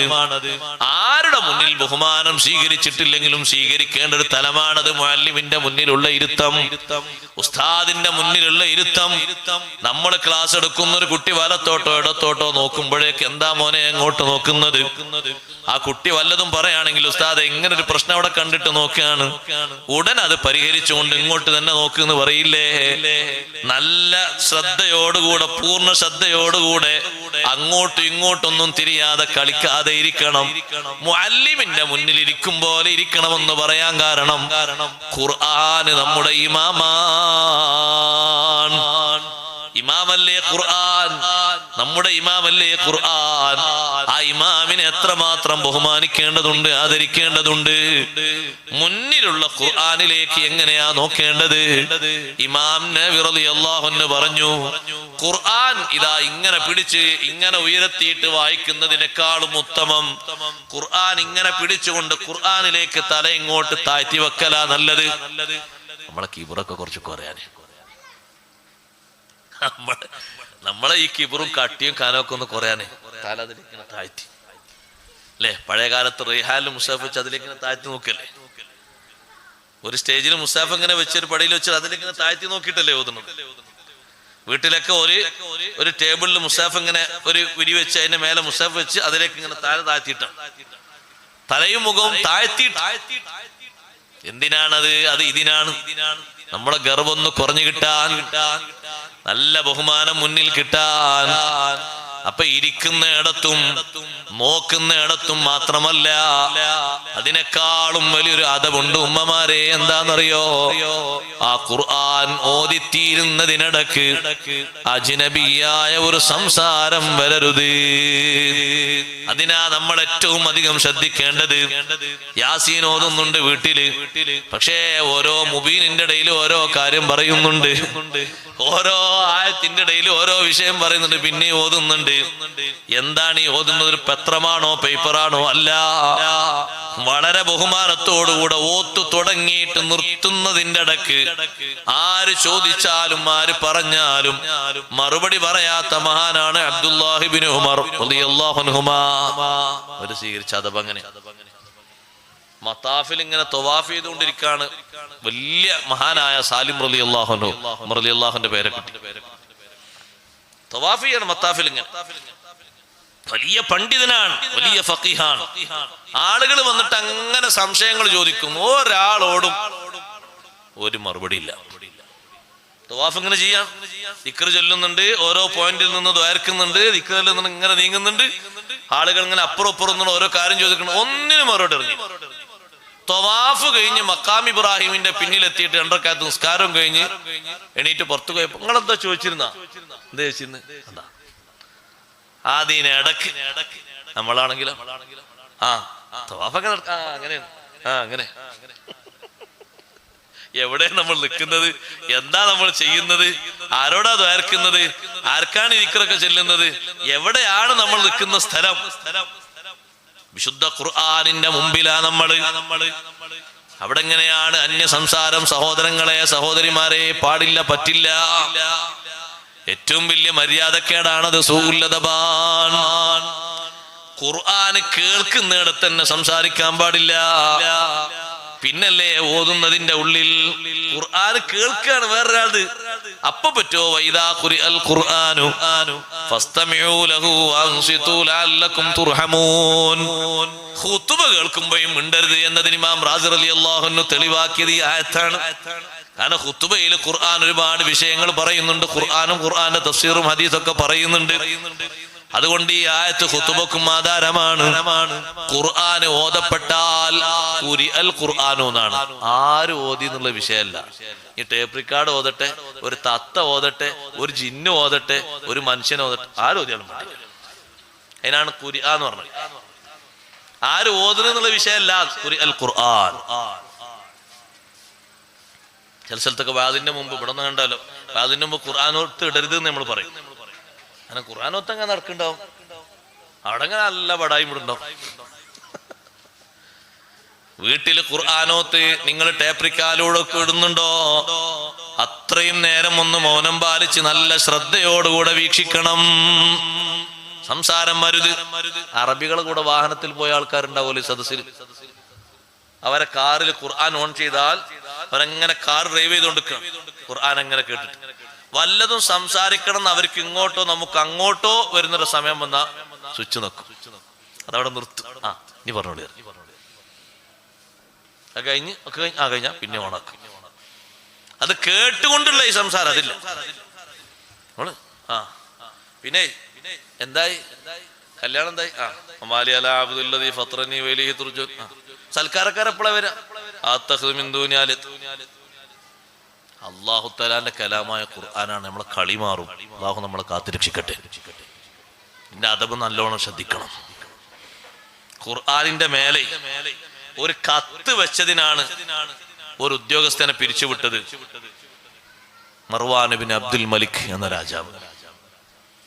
മർവാൻ ഇബ്നു അബ്ദുൽ മലിക് രാജ്യം ഭരിച്ച രാജാവാ. അദ്ദേഹം ഒരു ദിവസം ഖജനാവ് ഒന്ന് പരിശോധിച്ചു. പെട്ടെന്ന് വന്നിട്ടൊരു പരിശോധന. അപ്പൊ ഒരു ഖജനാവിന്റെ മേലെ ഖുർആൻ ഇരിക്കുന്നുണ്ട്. ഖുർആന്റെ മേലെ ഒരു കത്തുണ്ട്. ആ കത്ത് ഇങ്ങനെ എടുത്തിട്ട് നോക്കും. കത്ത് രാജാവ് അയച്ച കത്താ. അവിടെയുള്ള ജോലിക്കാരനെ വിളിച്ചിട്ട്, ആരാണ് ഈ കത്ത് ഖുർആന്റെ മേലെ വെച്ചത്? ഞാനാണ്.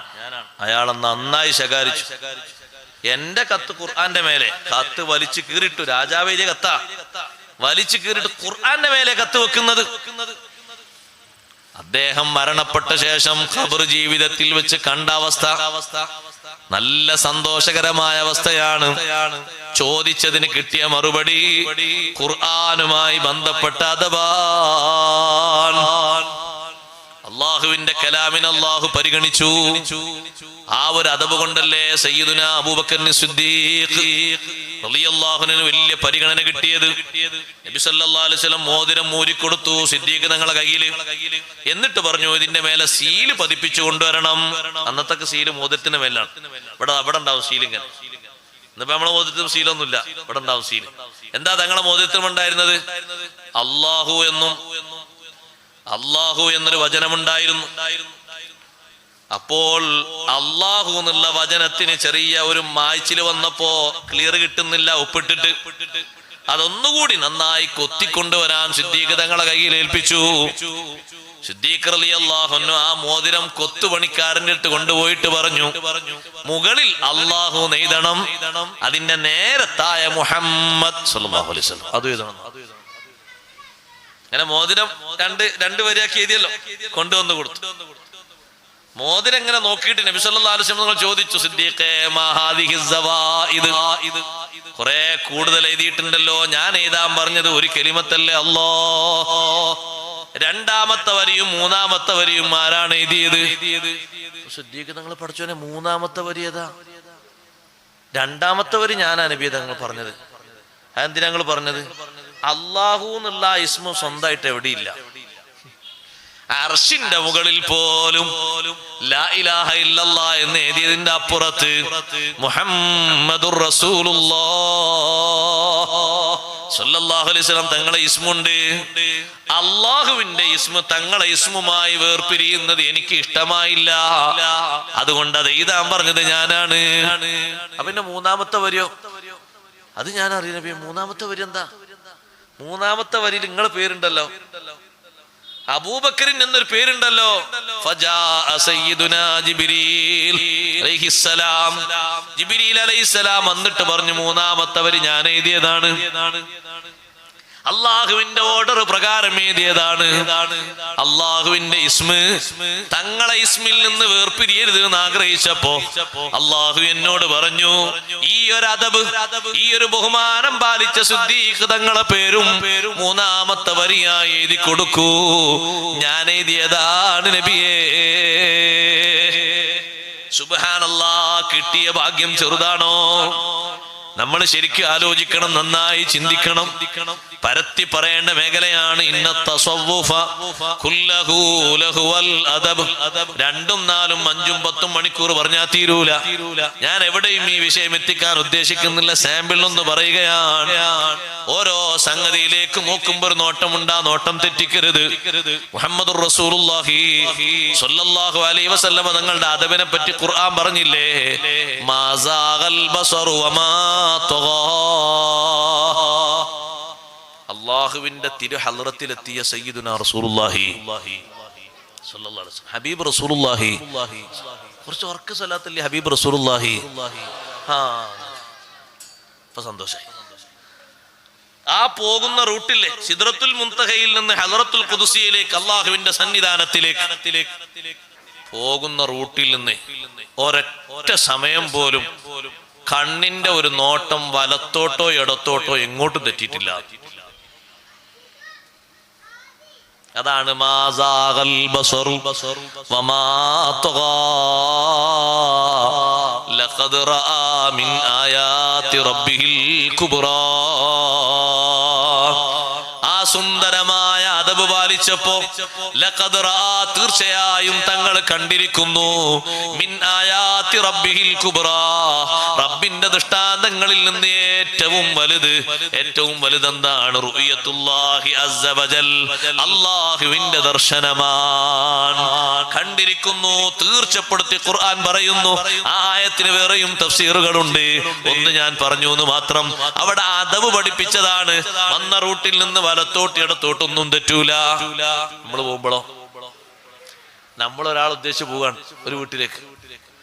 അവിടെ ആരാ, ഇവിടെ ആരാ, അവിടെ ഒറ്റാണ്, ഇവിടെ ഒറ്റാണ്. അതൊന്നും നമുക്ക് നോക്കേണ്ട ആവശ്യമില്ല. ഇവിടെ എവിടേക്കാ നോക്കണേ, എവിടെല്ലാവാ നോക്കുന്നത്? ചിലപ്പോഴൊക്കെ വാഹനം ഓടിച്ച്, ഇരുചക്ര വാഹനം ഓടിച്ചു പോകുന്ന ആൾക്കാർ വലത്തെടുത്ത് നോക്കുമ്പോൾ ഞാൻ അങ്ങനെ പറയും, പഠിച്ചോനെ മൂപ്പരൊന്ന് സ്ട്രൈറ്റ് ആയിട്ട് നോക്കി പോയാൽ മതി. കാരണം എങ്ങാനും അങ്ങോട്ടും ഇങ്ങോട്ടും തെറ്റിണ്ടെങ്കിൽ 2 ചക്രം ഇതിനുള്ളൂ, അത് കാണാൻ കഴിയില്ലല്ലോ അങ്ങോട്ടും ഇങ്ങോട്ടും ചെരിയണത്. മൂപ്പരൊന്ന് മുന്നോട്ട് നോക്കി പോയാൽ മതിയായിരുന്നു. മുന്നോട്ട് നോക്കി എങ്ങനെ പോകേണ്ട വാഹനമാണ്, അങ്ങോട്ടും ഇങ്ങോട്ടും തിരിയാൻ പാടില്ല. കാരണം 2 സുരക്ഷ അത്രയും പാലിക്കേണ്ടതാ.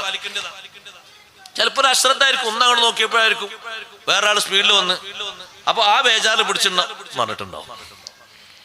എങ്ങോട്ടും തെറ്റാത്തൊരു നോട്ടം.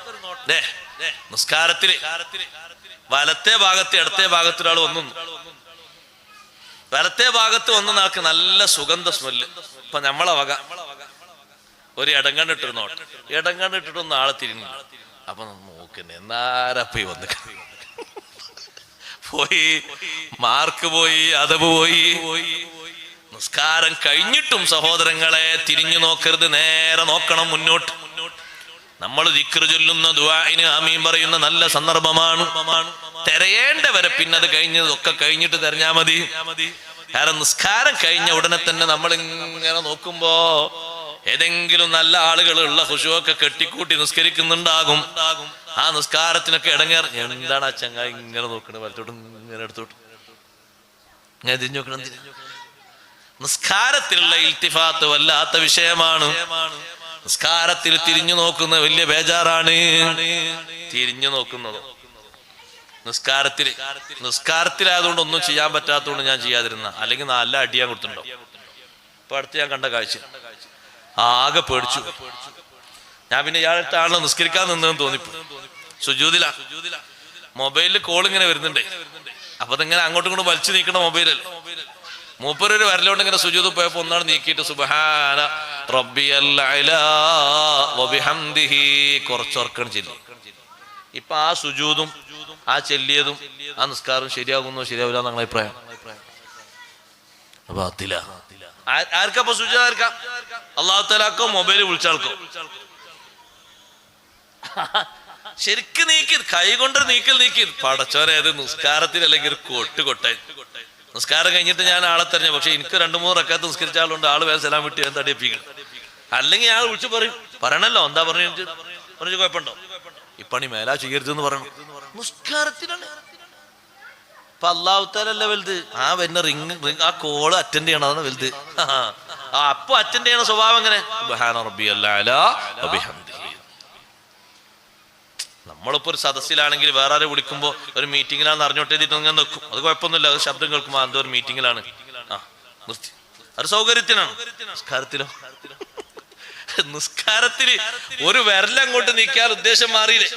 ആ ചെല്ലുന്നതിന്റെ ലക്ഷ്യം മാറിയില്ലേ? ഒരു ഉദ്ദേശം മാറിയാ തന്നെ അതിന്റെ മുഴുവൻ ഭാഗങ്ങളും പോകും. മുന്നിൽ വന്ന് നിന്ന ഒരാള്, അയാൾ കാണരുത് എന്ന് കരുതിയിട്ടാണ് നീ റുക്കൂവിലേക്ക് പെട്ടെന്ന് അങ്ങ് പോയത്. റുക്കൂ ബാത്തിലാണ്. തിലാവത്തിന്റെ സുജൂദിലേക്ക് പോകുന്ന സുജൂദ് റുക്കൂആക്കി മാറ്റിയാൽ ആ റുക്കൂ ശരിയാകോ? ഇല്ല. കാരണം കുനിഞ്ഞത് സുജൂദിന് വേണ്ടിയാണ്, പിന്നെ ഇടയിൽ വെച്ചത് റുക്കൂആക്കി മാറ്റിയതാണ്, ലക്ഷ്യം മാറി. ഇതിനേക്കാളും വലിയ വിഷയമാണ് മുന്നിൽ ഒരാൾ വന്ന് നിൽക്കുന്നുണ്ട്, പടച്ചോനെ അയാൾ കണ്ടപ്പോ പ്രശ്നമാണ്. അയാൾ കൈയ്യെട്ടിട്ട് കണ്ടാ മതി, സുജൂദിലാവുമ്പോ തിരിയില്ലല്ലോ. ഇയാളിങ്ങനെ ഇടയിലിരുത്തത്തില്ല. അയാളെ വന്ന് അയാൾക്കാളെ കൊടുക്കാളെ 10,000. അല്ലാഹു അക്ബർ. കുറച്ചു നേരം സുബ്ഹാന റബ്ബിയൽ അഅ്ലാ വബിഹംദിഹി 11 വട്ടം ചൊല്ലല്ലോ. അന്നാണ് 11 വട്ടം മുപ്പർ ചൊല്ലി. ആദ്യമായിട്ട് 11 വട്ടം ചൊല്ലി. മറ്റാൾ തക്ബീർ ഇട്ടാൻ വേണ്ടി ചൊല്ലാണ് 11 വട്ടം. പിന്നെ മുപ്പർ ഇരുന്ന് അൽഹംദുലില്ലാ സലാം വിട്ട്, സത്യത്തിന് സലാം വിട്ട് വേഗം ഓ രക്ഷപ്പെട്ടു. നിസ്കാരം കൊണ്ട് രക്ഷപ്പെട്ടു, സുജൂദ് കൊണ്ട്. ഇവർ കണ്ടില്ല, സുജൂദിലാകുമ്പോൾ ആളെ ശ്രദ്ധിക്കൂലല്ലോ. ഇപ്പൊ ഈ പോയ പോക്കിനെ പറ്റി എന്ത് പറയും? ലക്ഷ്യം ഒന്ന് മാറിപ്പോയി. കാരണം സുജൂദ് എന്ന ഒരൊറ്റ ലക്ഷ്യം അവിടെ വരാൻ പറ്റുള്ളൂ, വേറൊന്നും വരാൻ പാടില്ല. നമ്മളെ നെറ്റിയിൽ എന്തോ ഒരു സാധനം കടിക്കാൻ വേണ്ടി ഇങ്ങനെ വരുന്ന ഒരു രൂപഭാവം തോന്നിയിട്ട് നെറ്റി അപ്പം അങ്ങോട്ട് എടുത്താൽ തന്നെ ആ സുജൂദ് ക്ലിയർ ആയിട്ടില്ല, പിന്നെ അങ്ങോട്ട് പോകണമെന്നാ. കാരണം അതൊക്കെ വല്ലാത്ത കേടാണ്, അദബ് കേടാണ് അവിടെ സംഭവിക്കുന്നത്. അല്ലാഹു സുബ്ഹാനഹു വ തആലയോടുള്ള മുനാജാത്തില് മാസാഗൽ ബസറു വമാ തഗാ, ലക്ഷ്യം മാറിയിട്ടില്ല, നോട്ടം മാറിയിട്ടില്ല, കറക്റ്റാണ്. ഒരേ രൂപത്തിലേക്കാണ്, ഒരേ അല്ലാഹു തആലാന്റെ ഹദ്റത്തിലേക്കുള്ള ഒരു പോക്ക്, അങ്ങോട്ടും ഇങ്ങോട്ടും ഒട്ടും തിരിയാതെയുള്ള പോക്ക്. വിശുദ്ധ ഖുർആൻ ഓതുന്ന സമയത്ത് 10 മിനിറ്റാണ് ഓതുന്നതെങ്കിലും ശ്രദ്ധ അതിലേക്ക് തന്നെയാണ് ശ്രദ്ധ. കോൾ വരുന്നുണ്ടോ അറ്റൻഡ് ചെയ്യൽ ഉജൂബാണോ? ഇമാം നവവി റളിയല്ലാഹു അൻഹു പറഞ്ഞു, ഒരായത്തിൽ നിങ്ങൾ വഖഫ് ചെയ്യുക, സദഖല്ലാഹുൽ അലീം എന്ന് പറഞ്ഞൊരു ഭാഗത്തേക്ക് വെക്കുക, എന്നിട്ട് നിങ്ങൾ സംസാരിച്ചോളൂ. അതും ഉയർത്തിപ്പിടിച്ച്, അതും തുറന്നു പിടിച്ച് നഊദു ബില്ലാഹ് സംസാരിച്ചുകൂടാ. അല്ലാഹുവിന്റെ ഖുർആൻ നമുക്ക് എതിരായി സാക്ഷി നിൽക്കുന്ന ഒരവസ്ഥ വരരുത്. ആ ഖുർആനിനോടുള്ള ബഹുമാനക്കേട് കൊണ്ട് നമ്മൾ തകർന്നു പോകരുത്. ആ വിശുദ്ധ ഖുർആൻ ഓതി കേൾക്കുമ്പോഴേക്ക് നല്ലോണം മിണ്ടാതിരിക്കണം. ലഅല്ലക്കും തുർഹമൂൻ, നിങ്ങൾക്ക് ബറക്കത്ത് ലഭിക്കപ്പെടാൻ, റഹ്മത്ത് ലഭിക്കാൻ. കേട്ടാ തന്നെ മൗനം പാലിച്ചാ തന്നെ റഹ്മത്തും ബറക്കത്തുമാണ്. ഓതുന്നത് പൂർണ്ണ അദബോടെയാണോ എത്ര വലിയ ബഹുമാനമാണ്. അതുകൊണ്ടല്ലേ നല്ല വൃത്തിയുള്ള സ്ഥലത്ത് ഖിബിലാക്ക് തിരിഞ്ഞ് സന്തോഷപൂർവം ഖുർആൻ ഓതുമ്പോ നല്ല അത്തർ പുരട്ടിയിട്ട് നല്ല സന്തോഷത്തോടെ നീ ഖുർആൻ ഓതുകയാണ്. ആ വിശുദ്ധ ഖുർആൻ എത്ര നേരമാണോ? ഒരു 10 മിനിറ്റാ നീ ഓതുന്നത്. പക്ഷേ ഒരദബിനും കുറവ് വന്നിട്ടില്ലെങ്കിൽ നീ ഓതുന്ന ഖുർആനിന് ഇപ്പുറത്തൊരാൾ 1 മണിക്കൂർ ഓതുന്നുണ്ട്, അയാളിൽ കാണാനുള്ള ഒരു അദബും ഇല്ല. നിന്റെ 10 മിനിറ്റാണ് ആ 1 മണിക്കൂറിനേക്കാൾ വലുത്. കാരണം നീ ഓതിയ ആ 10 മിനിറ്റിൽ ഖുർആനിനോട് അന്യായമായി നീ ഒന്നും ചെയ്തിട്ടില്ല. ഖുർആൻ തുറന്നു വെച്ച് നീ മറ്റൊന്നിലേക്ക് ശ്രദ്ധിച്ചിട്ടില്ല, മറ്റൊരാളോട് സംസാരിച്ചിട്ടില്ല, സംവദിച്ചിട്ടില്ല. പൂർണ്ണമായും നിന്റെ ചിന്ത അതിലായിരുന്നു, നിന്റെ നോട്ടവും നിന്റെ എല്ലാ സംഗതികളിലും ഖുർആനിലായിരുന്നു. ആ നിലക്ക് ഖുർആൻ ഓതുമ്പോ ഖുർആൻ നിന്നെയും നീ ഖുർആനിനെയും പരിഗണിക്കുന്ന ഒരവസ്ഥയാണ്. ആ വിശുദ്ധ ഖുർആൻ നമുക്ക് അനുകൂലമാണ്. അതുകൊണ്ടാണ് അത്തരത്തിൽ ഖുർആൻ ഓതുമ്പോഴാണ് ഖുർആൻ നമുക്ക് ഷഫീആയി വരുമെന്ന് ഹബീബ് റസൂലുള്ളാഹി സ്വല്ലല്ലാഹു അലൈഹി വസല്ലം പറഞ്ഞില്ലേ? ഖുർആൻ ഷഫീആയി വരും, ഖുർആൻ ശുപാർശകനായി വരും. അതേ രൂപത്തിൽ തന്നെ ആ ഖുർആൻ പ്രതികൂലമായ സാക്ഷിയായി വരരുത്. അതുകൊണ്ട് അതിനോട് ബഹുമാനങ്ങളൊന്നും കുറയരുത്. ഒരിക്കലും ഉമിനീര് പുരട്ടിയ കൈകൊണ്ട് ഖുർആൻ മറിക്കരുത്. ഖുർആനിൽ ഒരു വസ്തുവകകളും സൂക്ഷിക്കാൻ വെക്കരുത്. ദിർഹമാകട്ടെ, ദീനാറാകട്ടെ, കറൻസി ആകട്ടെ, ഒന്നും വെക്കരുത്. വിശുദ്ധ ഖുർആനിലാകരുത് പൗഡറും മറ്റും തേച്ചു വെക്കുന്നത്.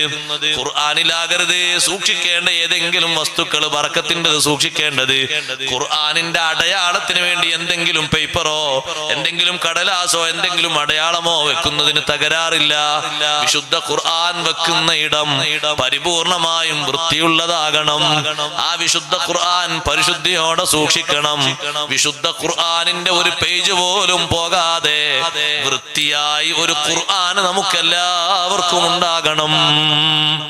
സെപ്പറേറ്റ് ഖുർആൻ വേണം നമുക്ക്. നമ്മുടേതെന്ന് പറയാൻ ഒരു ഖുർആൻ വേണം. നമ്മുടെ കാലശേഷം നാം ഉപയോഗിച്ച നാം ഓതിയ ഖുർആനിൽ ആരെല്ലാം ഓതുന്നുവോ നമ്മുടെ അനന്തര സ്വത്താണ്. ഖബറിലേക്ക് നമുക്ക് ഒഴുക്ക് ലഭിക്കുകയാണ്. നിങ്ങൾക്കെല്ലാവർക്കും ഓരോ ഖുർആൻ വേണം. വീട്ടിൽ ഉസ്താദേ 3 ഖുർആൻ ഉണ്ട്, ഞങ്ങളെല്ലാരും ഓതാറുണ്ട്. അതല്ല, അത് ബാപ്പാന്റെ ഖുർആനാണ്, ഇത് ഉമ്മാന്റെ ഖുർആനാണ്, അത് ജ്യേഷ്ഠന്റെ ഖുർആനാണ്, ഇത് പെങ്ങളെ ഖുർആനാണ്, ഇത് ഭാര്യയുടെ ഖുർആനാണ്. ഇങ്ങനെ ഓരോരുത്തർക്കും ഓരോ ഖുർആൻ വേണം. എന്തിന്? അത് നമ്മൾ മരിച്ചു കഴിഞ്ഞാൽ മറ്റുള്ളവർ അനന്തരമായിട്ട് അത് ഉപയോഗിക്കും. മക്കളായിട്ട് ആ ഖുർആൻ ഉപയോഗിക്കുമ്പോ നമ്മുടെ ഖബറിലേക്ക് അതുകൊണ്ട് വലിയൊരു വെളിച്ചം ലഭിക്കും. 10-11 കാര്യങ്ങൾ ഖബറിലേക്ക് ഇങ്ങനെ ഒഴുകി കിട്ടുന്നത് ഇമാം സുയൂത്തി തങ്ങൾ എണ്ണി പറഞ്ഞപ്പോ അതിൽ മഹാനവർകൾ ഒന്ന് പറഞ്ഞതാണ് വിറാസത്തു മുസ്ഹഫിൻ വരിബാതു സഗിരി വഗർസുൻ നഖിലി വസ്സദഖാതു തജ്രി. ഖുർആൻ മുസ്ഹഫ് അനന്തരമായി കൊടുക്കൽ നമുക്കെന്ന ലെവലിൽ ഒരു മുസ്ഹഫ്. ഓരോരുത്തർക്കും ഓരോ മുസ്ഹഫ്. ഖുർആൻ ഓതാൻ പക്വതയും പ്രാധാന്യം. ആ മുസ്ഹഫ് അവിടെ ഉണ്ടായിരിക്കെ മൊബൈൽ ഉപയോഗിച്ച് ഖുർആൻ ഓതരുത്. പള്ളിയിൽ വരുന്നവരോടും പറയട്ടെ, നിങ്ങൾ ഖുർആൻ മുസ്ഹഫ് തന്നെ എടുത്ത് ഖുർആൻ ഓതണം. അതിനൊരു മഹത്വം വേറെയുണ്ട്. കാരണം ഇതൊരിക്കലും മുസ്ഹഫ് അല്ല, ഖുർആൻ അല്ല. ഇതിൽ ഞാൻ എന്റെ ഖുർആൻ തുറന്നു എന്ന് വെച്ചോളൂ, അതിന് മുസ്ഹഫ് എന്ന് പറയില്ല. കാരണം ഇത് മജ്മുഅത്ത് കുത്തുബാണ്, പലതും ഇതിലുണ്ട്. ഇതിൽ മൗലിദുണ്ട്, മെസ്സേജുകളുണ്ട്, അദ്കാറുണ്ട്, പലതും ഇതിലുണ്ട്. കോൾ നമ്പറുകളുണ്ട്, പലതും ഉണ്ട്. കൂട്ടത്തിൽ ഖുർആനുണ്ട്. ഓതാൻ പറ്റോ? യാത്രയിൽ സൗകര്യമാണ്. അതുപോലെ തന്നെ നമുക്ക് ഉളൂഇല്ലാത്തൊരു സ്ഥലത്ത് വെച്ച് നമുക്ക് എന്തെങ്കിലും സൂറത്ത് ഓതേണ്ടി വന്നു, സൗകര്യമാണ്. അത് ഉപകാരമാണ്. പക്ഷേ ഖുർആൻ അപ്പുറത്തുണ്ട്, ശരിക്കുള്ള മുസ്ഹഫ് അപ്പുറത്തുണ്ട്. ആ മുസ്ഹഫ് ഉണ്ടെങ്കിൽ അതിനെ മുന്തിക്കണം. യാസീൻ സൂറത്ത് ഓതുന്ന ആളും ഒരു യാസീൻ സൂറത്തിന്റെ ഏടല്ലാതെ ഒരു ഖുർആൻ തന്നെ എടുത്ത് ഓതാൻ നോക്കണം. എന്നാ പിന്നെ യാസീൻ സൂറത്ത് ഓതി എന്നുള്ളതിന് പുറമെ മുസ്ഹഫ് തുറന്ന് വെച്ച് ഓതി എന്നുള്ളതാകും. മറ്റേതാ ഏട് മാത്രമാണ്. യാസീന്റെ കൂലി ഇട്ടൂല എന്നല്ല കേട്ടോ. അതിലേക്ക് നോക്കിയിട്ട് ഖുർആനിന്റെ കൂലി എന്ന് പറഞ്ഞാൽ അതല്ല. ഖുർആൻ ഇത് മൊത്തം ഉള്ളതല്ലേ, അത് മൊത്തമാണ്. അതാണ് ഉപയോഗപ്പെടുത്തേണ്ടത്. ഇനി ആ ഓത്തുമായി ബന്ധപ്പെട്ടുള്ള വിഷയങ്ങളൊക്കെ നന്നായി ശ്രദ്ധിക്കണം. അദബൊന്നും കുറയാൻ പാടില്ല. സയ്യിദുനാ റസൂലുള്ളാഹി സ്വല്ലല്ലാഹു അലൈഹി വസല്ലം തങ്ങൾ ഉമ്മത്തിന് പഠിപ്പിച്ച ഏറ്റവും വലിയ അദബാണ് പരിശുദ്ധ ഖുർആനിന്റെ മുന്നിലുള്ള അദബ്. അത് ഉപയോഗിക്കുന്നതിലുള്ള അദബ്. കൂട്ടത്തിൽ ഒന്ന് പറയട്ടെ, അത് പറയുമ്പോൾ ഡേഞ്ചർ ആയി കരുതരുത്. പഴയ കാലത്ത് ഖുർആൻ പഠിച്ചു വെച്ച കുറെ സൂറത്തുകൾ ഉണ്ടായിരുന്നു. ഇപ്പോൾ പലതും മറന്നുപോയി. അത് പുതുക്കണം. ഒരൊറ്റ സൂറത്ത് മറന്നാൽ ഹബീബ് സല്ലല്ലാഹു അലൈഹി വസല്ലം നിങ്ങൾ പറഞ്ഞു, എന്റെ ഉമ്മത്തിന്റെ ദോഷങ്ങൾ എനിക്ക് വെളിവാക്കപ്പെട്ടപ്പോ അതിൽ ഏറ്റവും വലിയ ഗൗരവമുള്ളതായിട്ട് ഞാൻ കണ്ടത് റജുലുൻ ഊതിഹാ ഖുർആൻ ശൈഉം മിനൽ ഖുർആൻ തുമ്മ നസിയഹാ. ഖുർആൻ എന്നൊരു ഭാഗം പഠിച്ചിരുന്നു, പിന്നത് മറന്നുപോയി. അത് വലിയൊരു കുറ്റമായിട്ട് ഞാൻ കണ്ടു എന്ന് സയ്യിദുനാ റസൂലുള്ളാഹി സ്വല്ലല്ലാഹു അലൈഹി വസല്ലം. അത് മൊത്തമായിട്ട് ഖുർആൻ ഹാഫിളാകണ്ട, ഏത് പഠിച്ചാലും. ഉസ്താദ് യാസീനൊക്കെ ഓർമ്മ ഉണ്ടായിരുന്നു. നമ്മളിങ്ങനെ ഓർമ്മയാക്കി എടുക്കണം, ഓതിയിട്ട്. നമ്മളൊരു ശ്രമം നടത്തിയിട്ടുണ്ടെങ്കിൽ അല്ലാഹു തആലാക്ക് അറിയില്ല നമ്മൾ ശ്രമം നടത്തിയിട്ടുണ്ട്. പിന്നെ അങ്ങ് തങ്ങി നിൽക്കാത്തതുകൊണ്ടാണ്. വേറെ ഏതെങ്കിലും അസുഖം കൊണ്ടോ പ്രായം കൊണ്ടോ മറ്റോ. അപ്പൊ പിന്നെ നമ്മൾ ഉണ്ടാകും മാധുര്യങ്ങളാണ്. നമ്മൾ തീരെ ടച്ച് ചെയ്തില്ല, അത് അങ്ങനെ അങ്ങോട്ട് പോയതാ, അങ്ങനെ പോകും. ടച്ച് ഇല്ലെങ്കിൽ അത് അങ്ങനെ പോകും. പക്ഷെ നല്ലോണം ടച്ച് ഉണ്ടോ, നല്ലോണം ബന്ധമുണ്ടോ, എന്നാൽ ആ ഒരു ബന്ധം നമ്മുടെ കൽബിൽ എങ്ങനെ തെളിഞ്ഞു നിൽക്കണം.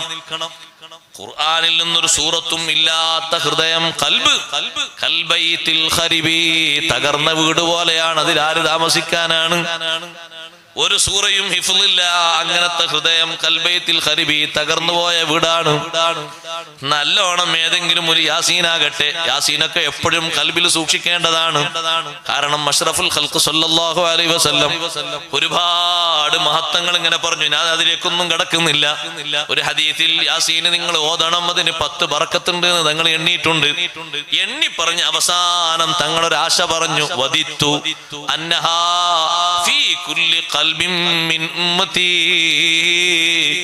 എന്റെ ഉമ്മത്തിൽ ഓരോരുത്തരുടെ മനസ്സിലും യാസീൻ ഒന്ന് സൂക്ഷിച്ചിരുന്നെങ്കിൽ. യാസീൻ സൂറത്തിന്റെ മഹത്വം പറഞ്ഞിട്ട് അവസാനം തങ്ങളൊരാശ പറഞ്ഞതാണ്. അവിടുത്തെ ആ താല്പര്യം നമ്മൾ നിറവേറ്റി കൊടുത്താൽ നമ്മളെ അള്ളാഹു പരിഗണിക്കും തീർച്ചയാണ്. ഉസ്താദെ, പണ്ട് മദ്രസയിൽ നിന്ന് പഠിച്ചിരുന്നു, അനന്തര മുതൽ തായോട്ട് ഇപ്പാകെ കുൽഹുവല്ലേ കിട്ടുള്ളൂ. എന്നാൽ അത് മുതൽ അങ്ങനെ ഓതി നോക്കണം, ഓതി ശീലമാക്കി നോക്കണം, വീണ്ടും അതിന്റെ ഓർമ്മ പുതുക്കണം. എന്നിട്ട് ഓരോ നിസ്കാരങ്ങളിലായി ഇടവിട്ട് നമ്മൾ അങ്ങനെ ഓതി നോക്കണം. എന്നിട്ടത് നിലനിർത്തി കിട്ടിയാൽ അത് വലിയൊരു ഭാഗ്യമാണ്. യാസീൻ സൂറത്തിന്റെ മഹത്വവും അദബും പഠിപ്പിച്ച ഇമാമുന ഷാഫിഈ റളിയല്ലാഹു അൻഹു അതിന്റെ ഭാഗ്യം അനുഭവിച്ചുകൊണ്ടല്ലേ വഫാത്തായത്. ഷാഫി ഇമാം തങ്ങൾ ഇശാ നിസ്കാരത്തിന്റെ ശേഷമാണ്, കുറെ സമയം കഴിഞ്ഞിട്ടാണ് വഫാത്തായത്. അർദ്ധരാത്രിയോട് അടുക്കുന്ന നേരം ഇശായിന് വാങ്ക് വിളിച്ചപ്പോ ശിഷ്യന്മാര് ചുറ്റും നിൽക്കുന്നുണ്ട്. അവരെ കണ്ടപ്പോ ഷാഫി ഇമാം തങ്ങൾ ചോദിച്ചു, ജമാഅത്തിന് പോകുന്നില്ലേ? അല്ല ഉസ്താദെ, ഞങ്ങൾ ഇവിടെ നിൽക്കണോ? നിങ്ങൾ ജമാഅത്തൊക്കെ കഴിഞ്ഞു വന്നോളൂ, അതൊക്കെ കഴിഞ്ഞിട്ടേ ഞാൻ വിട പറയുകയുള്ളൂ. ഷാഫി ഇമാം തങ്ങൾ ശിഷ്യന്മാരെ ജമാഅത്തിന് വിട്ടു. ജമാഅത്ത് നിസ്കാരം കഴിഞ്ഞ് അവർ വന്ന് ചുറ്റും കൂടി. ഉസ്താദിന്റെ അവസ്ഥകൾ ഇങ്ങനെ മാറുന്നത് കണ്ടപ്പോ സൂറത്ത് യാസീൻ ഓതി തുടങ്ങി. ആ യാസീൻ സൂറത്ത് പകുതിയാകുന്ന നേരത്ത് ഇമാം അവർകൾ അങ്ങ് വിടവാങ്ങി. സൂറത്ത് യാസീൻ ഓതി കേട്ടിട്ട് മരിക്കാനുള്ള ഭാഗ്യം കിട്ടിയാൽ സ്വർഗം കണ്ടേ അവൻ മരിക്കൂ എന്ന് മുഹമ്മദുർ റസൂലുള്ളാഹി സ്വല്ലല്ലാഹു അലൈഹി വസല്ലം തങ്ങൾ യാസീനിന്റെ മഹത്വം പഠിപ്പിച്ച ഹദീസിലുണ്ട്. അതൊരു ചെറുതല്ലല്ലോ. ആ നേരത്തതൊന്ന് ഓതി കേട്ടാൽ ഖുർആനിന്റെ ഖൽബാകുന്ന യാസീൻ കേൾക്കുമ്പോഴേക്ക് മുഅ്മിനായ മനുഷ്യന്റെ ഖൽബിന് നല്ല ധൈര്യം ലഭിക്കുന്നു, നല്ല ഉണർവ് ലഭിക്കുന്നു, കലിമ ചൊല്ലാനുള്ള സന്തോഷം ലഭിക്കുന്നു, ഈമാനികമായ എല്ലാവിധ സന്തോഷങ്ങളും ലഭിക്കുന്നു. അതിനാണ് ആ നേരത്തൊരു യാസീൻ സൂറത്ത് സുന്നത്താക്കിയത്. അത് ഖുർആനിന്റെ ഖൽബാണ്. മുഅ്മിന്റെ ഖൽബിനോട് അതിന് വലിയ ടച്ച് ഉണ്ട്. അവന്റെ ഖൽബ് ഏറ്റവും ക്ഷീണിക്കുന്ന ഒരു നേരമാണ് വിട പറയുന്ന നേരം. ആ ഖൽബ് ക്ഷീണിച്ചുകൂടാ. മുഅ്മിനായ മനുഷ്യന്റെ ഖൽബ് നല്ല പൂർവ്വസ്ഥിതിയിൽ ഹിമ്മത്തോടെ ഊർജ്ജസ്വലതയോടെ മുന്നോട്ട് ഇങ്ങനെ നിൽക്കുമ്പോ സുബ്ഹാനല്ലാഹ്, യാസീൻ അങ്ങ് കേൾക്കുമ്പോഴേക്ക് ഖൽബ് ഉണരുന്നു, പിന്നെ സജീവമാകുന്നു, പിന്നെ നല്ല സന്തോഷത്തോടെ കലിമ ചൊല്ലുന്നു, റാഹത്തോടെ പിരിയുന്നു. യാസീന് അങ്ങനത്തെ ആൾക്കാരെടുത്ത് ഓതൽ സുന്നത്താണ് നമ്മളെ പഠിപ്പിച്ചത് ഇമാം ഷാഫി റളിയല്ലാഹു അൻഹു. അത് പഠിപ്പിച്ചു എന്ന് മാത്രല്ല, അത് അനുഭവിച്ചുകൊണ്ടാണ് വഫാത്തായത്. പഠിപ്പിക്കാനൊക്കെ സുഖാണ്, സുന്നത്തൊക്കെ മനസ്സിലാക്കാൻ സുഖ, പക്ഷെ അത് അനുഭവത്തിലൂടെ കിട്ടുക എന്ന് പറയുമ്പോ ഇത് വല്ലാത്തൊരു സന്തോഷം. ആ പരിശുദ്ധ ഖുർആൻ, അതിന്റെ ഖത്മ്, നമ്മൾ ഖുർആനുമായി നല്ല ബന്ധമുണ്ടെങ്കിൽ നമ്മുടെ മനസ്സ് തെറ്റിപ്പോകൂല. അനാവശ്യ സംസ്കാരങ്ങൾ മനസ്സിൽ കൂട്ടം കൂടി നിൽക്കൂല. ഏത് സൗന്ദര്യമുള്ള പെണ്ണിന്റെ ചിത്രവും ചെറുപ്പക്കാരെ മനസ്സിൽ കൂടൂല. ഏത് താരങ്ങളുടെ ചിത്രവും ഉമ്മമാരെ മനസ്സിൽ സ്ഥാനം പിടിക്കൂല. ഖുർആനുമായി നല്ല അഭേദ്യ ബന്ധമുള്ള ഹൃദയമാണോ, ശരീരമാണോ, ആ ശരീരത്തിന് അല്ലാഹു നൽകുന്ന ഓജസ്സും തേജസ്സും ചെറുതല്ല, വളരെ വലുതാണ്. മനുഷ്യന്മാരെ ആയുസിൽ ഏറ്റവും മോശപ്പെട്ട ആയുസല്ലേ അർദലുൽ ഉംർ. ഹബീബ് സല്ലല്ലാഹു അലൈഹി വസല്ലം തങ്ങൾ പോലും കാവൽ ചോദിച്ചൊരു സമയമാണത്. വഅഊദു ബിക മിൻ അൻ ഉറദ്ദ ഇലാ അർദലിൽ ഉംരി. അല്ലാഹുവേ, സ്വന്തം മക്കളെ പോലും കുടുംബത്തെ പോലും ഭാര്യയെ പോലും തിരിച്ചറിയാത്തൊരവസ്ഥ. കിടന്നിട്ട് അയാള് ശരീരത്തിന്റെ വസ്ത്രങ്ങളൊക്കെ മാറ്റി നിന്നിട്ട് നേർക്ക് നേരെ ഡയറക്റ്റായി മൂത്രമൊഴിക്കുന്നു. മുന്നിൽ വന്ന് നിൽക്കുന്ന ഭാര്യയോട് നീ ആരാണ്, നിന്നെ പരിചയമില്ലല്ലോ എന്ന് പറയുന്നു. വരുന്നവരെ മുന്നിലേക്കൊക്കെ കാർക്കിച്ചു തുപ്പുന്നു. ബുദ്ധിയും മറ്റുമൊക്കെ പോയി ആകെ യാതനയും വേദനയുമായി കഴിയുന്നൊരവസ്ഥ. ആ അവസ്ഥ തരല്ലേ എന്ന് സയ്യിദുനാ റസൂലുള്ളാഹി സ്വല്ലല്ലാഹു അലൈഹി വസല്ലം നിങ്ങൾ കാവൽ ചോദിക്കുന്ന കൂട്ടത്തിൽ ഒരു വിഷയമാണത്. വഅഊദു ബിക മിൻ അൻ ഉറദ്ദ ഇലാ അർദലിൽ ഉംരി.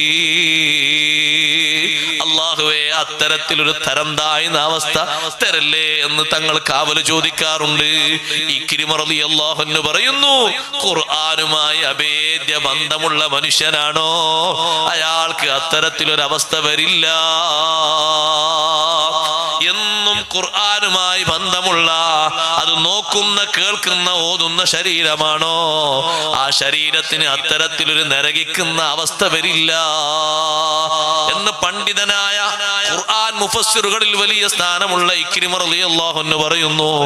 ഉമ്മമാരോട് ഞാൻ പ്രത്യേകം പറയട്ടെ, മാസത്തിൽ 5 ദിവസം അല്ലെങ്കിൽ 6 ദിവസം 7 ദിവസം പ്രസവം കഴിഞ്ഞാൽ ഒരു 25-30 ദിവസം അല്ലെങ്കിൽ 40 ദിവസം നിങ്ങൾ അങ്ങനെ ഖുർആൻ ഓതാൻ പറ്റാത്തൊരു സാഹചര്യത്തിലാണോ, നന്നായി ഖുർആൻ കേട്ടോ, മറിച്ചു വെച്ച ഖുർആനിലേക്ക് നോക്കിക്കോ.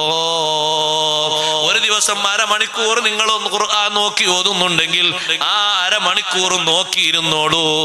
ഇമാം നബി റളിയല്ലാഹു അൻഹു പറഞ്ഞു, എന്നിട്ട് മനസ്സിലൂടെ ഖുർആൻ അങ്ങ് നടത്തിക്കോട്ടെ. മിൻ ഗൈരി തലഫുളിൻ ബിലിസാനിഹാ. നാവ് കൊണ്ട് മൊഴിയാൻ പാടില്ലല്ലോ, മനസ്സിലൂടെ അങ്ങ് നടത്തിക്കോട്ടെ. എന്നാലും ബന്ധം വിടാൻ പാടില്ല. ഏറ്റവും വലിയ ബഹുമാനം ബന്ധമാണ്.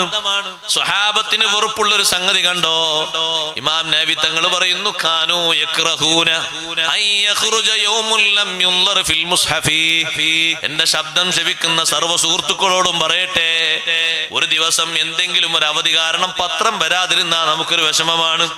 ഇപ്പോഴാണെങ്കിലോ പത്രമില്ലാതെ തന്നെ വാർത്ത അറിയാൻ ഇഷ്ടം പോലെ സൗകര്യം സംവിധാനമുണ്ട്. എന്നാലും ഒരു പത്രം വായിക്കുന്ന ഒരു സുഖമാണ്, കേടൊന്നുമല്ല.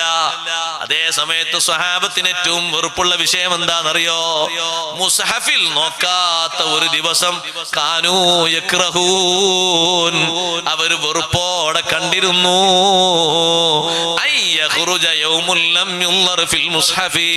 മുസ്ഹഫിൽ നോക്കാത്തൊരു ദിവസം കഴിഞ്ഞു കിടക്കുക അവർക്ക് വെറുപ്പാണ്. കഴിവിന്റെ പരമാവധി ഖത്മുകൾ വർദ്ധിപ്പിക്കണം, അതിന്റെ പഠനങ്ങൾ നന്നായി നടക്കണം. മക്കള് നന്നാകുന്നതിൽ ഏറ്റവും ബൃഹത്തായ ഒരു അദബാണ് നന്നായി ഖുർആൻ പഠിപ്പിക്കുക. സ്പെഷ്യലായി കുട്ടികൾക്ക് ഖുർആൻ പഠിപ്പിക്കണം. ഒരു പക്ഷേ മദ്രസയിൽ കിട്ടുന്ന സമയം ചുരുക്കമാണെങ്കിലും നമ്മുടെ കുട്ടി ഓത്തിൽ മികവ് അത്ര എത്തിയിട്ടില്ലെങ്കിൽ സ്പെഷ്യലായി ഉസ്താദുമാരെ വെച്ച് നന്നായി ഖുർആൻ പഠിപ്പിക്കണം. അത് ഇന്നും ഇന്നലെയും തുടങ്ങിയ ശൈലിയല്ല. ലോകത്തെ വലിയ പണ്ഡിതനാണ് ഇമാമുൽ ആദം അബൂ ഹനീഫ റളിയല്ലാഹു അൻഹു. തന്റെ മകന് ഖുർആൻ ഓത്ത് പഠിപ്പിക്കാൻ സ്പെഷ്യലായി ഒരു മുഅല്ലിമിനെ വെച്ചിരുന്നു. വീട്ടിൽ വന്നിട്ട് ഒരു തെറ്റുമില്ലാതെ കുട്ടി ഫാത്തിഹ അങ്ങ് പൂർണ്ണമായി ഓതിയപ്പോ കുട്ടിയോട് പറഞ്ഞു, മോനെ പോയി ഉസ്താദിനെ കൂട്ടിക്കൊണ്ടുവാ. ഉസ്താദിന് നല്ലൊരു പാരിതോഷികം, ഒരു പ്രസന്റേഷൻ കൊടുക്കാനാണ് ഉസ്താദിനെ വിളിച്ചുകൊണ്ടാണ്. കൂലി ശമ്പളം കൊടുക്കാനല്ല, അത് വേറെ. ഇപ്പൊ ഫാത്തിഹ പൂർണ്ണമായിട്ട് തെറ്റില്ലാതെ കുട്ടിയോട് ഒന്ന് ഓതിയില്ലേ, അതിന് എത്ര പറഞ്ഞറിയിക്കാൻ കഴിയില്ല സന്തോഷം. കാരണം ജീവിതത്തിൽ മൊത്തം ലാസ്റ്റ് വരെ നിർബന്ധമായി ഓതേണ്ട സൂറത്തല്ലേ ഫാത്തിഹ. അത് തെറ്റില്ലാതെ കുട്ടി ഇവിടെ വന്ന് ഓതിയപ്പോ ആ കുട്ടി മികവുള്ള നല്ല തികഞ്ഞ മോനായി. ഇനി ആ കുട്ടി ഒന്ന് മുന്നിൽ നിന്നാ ബാക്കിൽ നിന്ന് നിസ്കരിക്കാം. ബാക്കിൽ നിന്ന് നിസ്കരിക്കാൻ യോഗ്യമുള്ള ആളായി, മുന്നിൽ ഇമാമായി നിൽക്കാൻ യോഗ്യതയുള്ള കുട്ടിയായി. തെറ്റില്ലാതെ ഫാത്തിഹ മോന് വന്ന് ഓതിയപ്പോ ഉസ്താദിനെ വിളിച്ചോണ്ടുവരാൻ പറഞ്ഞു. ഉസ്താദിനെ വിളിച്ചുകൊണ്ടുവന്നപ്പോ ഉസ്താദിന് സമ്മാനമായി കൊടുക്കുന്ന 1000 ദിർഹമാണ്. ഇന്നല്ല, 1-ാം നൂറ്റാണ്ടിൽ. 1-ാം നൂറ്റാണ്ടിൽ ജീവിച്ച മഹാനാണ് ഇമാമുൽ ആദം അബൂ ഹനീഫത്തുൽ കൂഫി റളിയല്ലാഹു അൻഹു. 4 ഇമാമുകളിൽ 1-ാം നൂറ്റാണ്ടിൽ ജീവിച്ച ഒരേ ഒരു ഇമാം ഇമാമുൽ അബൂ ഹനീഫ തങ്ങളാണ്. ബാക്കിയൊക്കെ 2, 3, 4 2, 3 ബാക്കിയുള്ളവർ. ഷാഫി ഇമാം തങ്ങൾ 150-ലല്ലേ ജനിക്കുന്നത്, ഹിജ്റ 204 വഫാത്തായി. ഇമാമുല്ലാദം തങ്ങളെ കണ്ടിട്ടില്ല. ആ ഇമാമുല്ലാദം അബൂ ഹനീഫ റളിയല്ലാഹു അൻഹു ഉസ്താദിന് കൊടുത്ത പാരിതോഷികമാണ് 1000 ദിർഹം. ഇന്ന് എത്ര കൂട്ടണത്? അന്നത്തെ 1000 ദിർഹം ഇന്ന് എത്ര കൂട്ടണം സഹോദരങ്ങളെ? അന്നൊരു 1000 ദിർഹം ഉണ്ടെങ്കിൽ നിങ്ങൾക്ക് ഈ നിങ്ങളുടെ ഈ 3 ഒന്നായിട്ട് വാങ്ങാം. 10, 20, 30, 40 ഏക്കർ ഒന്നായിട്ട് വാങ്ങാം. എന്നാലും ബാക്കിയായിരിക്കും. അത്രയും വലിയൊരു സംഖ്യയാണ് കൊടുത്തത്. ഒന്നുമല്ല, മനസ്സിന്റെ ഒരു സന്തോഷം. മോന് വന്നിട്ട് ഖുർആൻ മക്കളെ നന്നായി പഠിപ്പിച്ചു. ഖുർആന് ഫുള്ളായിട്ട് ബാപ്പ ഉമ്മ കുട്ടികളെ അങ്ങോട്ട് പഠിപ്പിച്ചാലേ നാളെ കോടിക്കണക്കിന് ആൾക്കാരെ മുന്നിൽ നമുക്കൊരു സ്ഥാനവസ്ത്രം കിട്ടാനുണ്ട്. അള്ളാഹു തൗഫീഖ് തരട്ടെ. ഞാൻ ഏതായാലും ഫുള്ളായിട്ട് പഠിക്കാൻ എൻ്റെ കുട്ടികളെ, മക്കളെ, പേരക്കുട്ടികളെ നന്നായി ഖുർആനോത്ത് പഠിപ്പിക്കണം.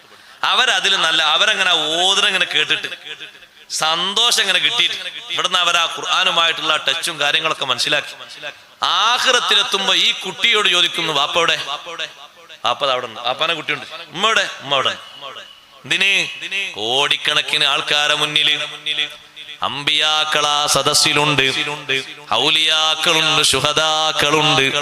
അവരെ മുന്നിൽ വെച്ചൊരു കിരീടം തലക്ക് തരാനാ.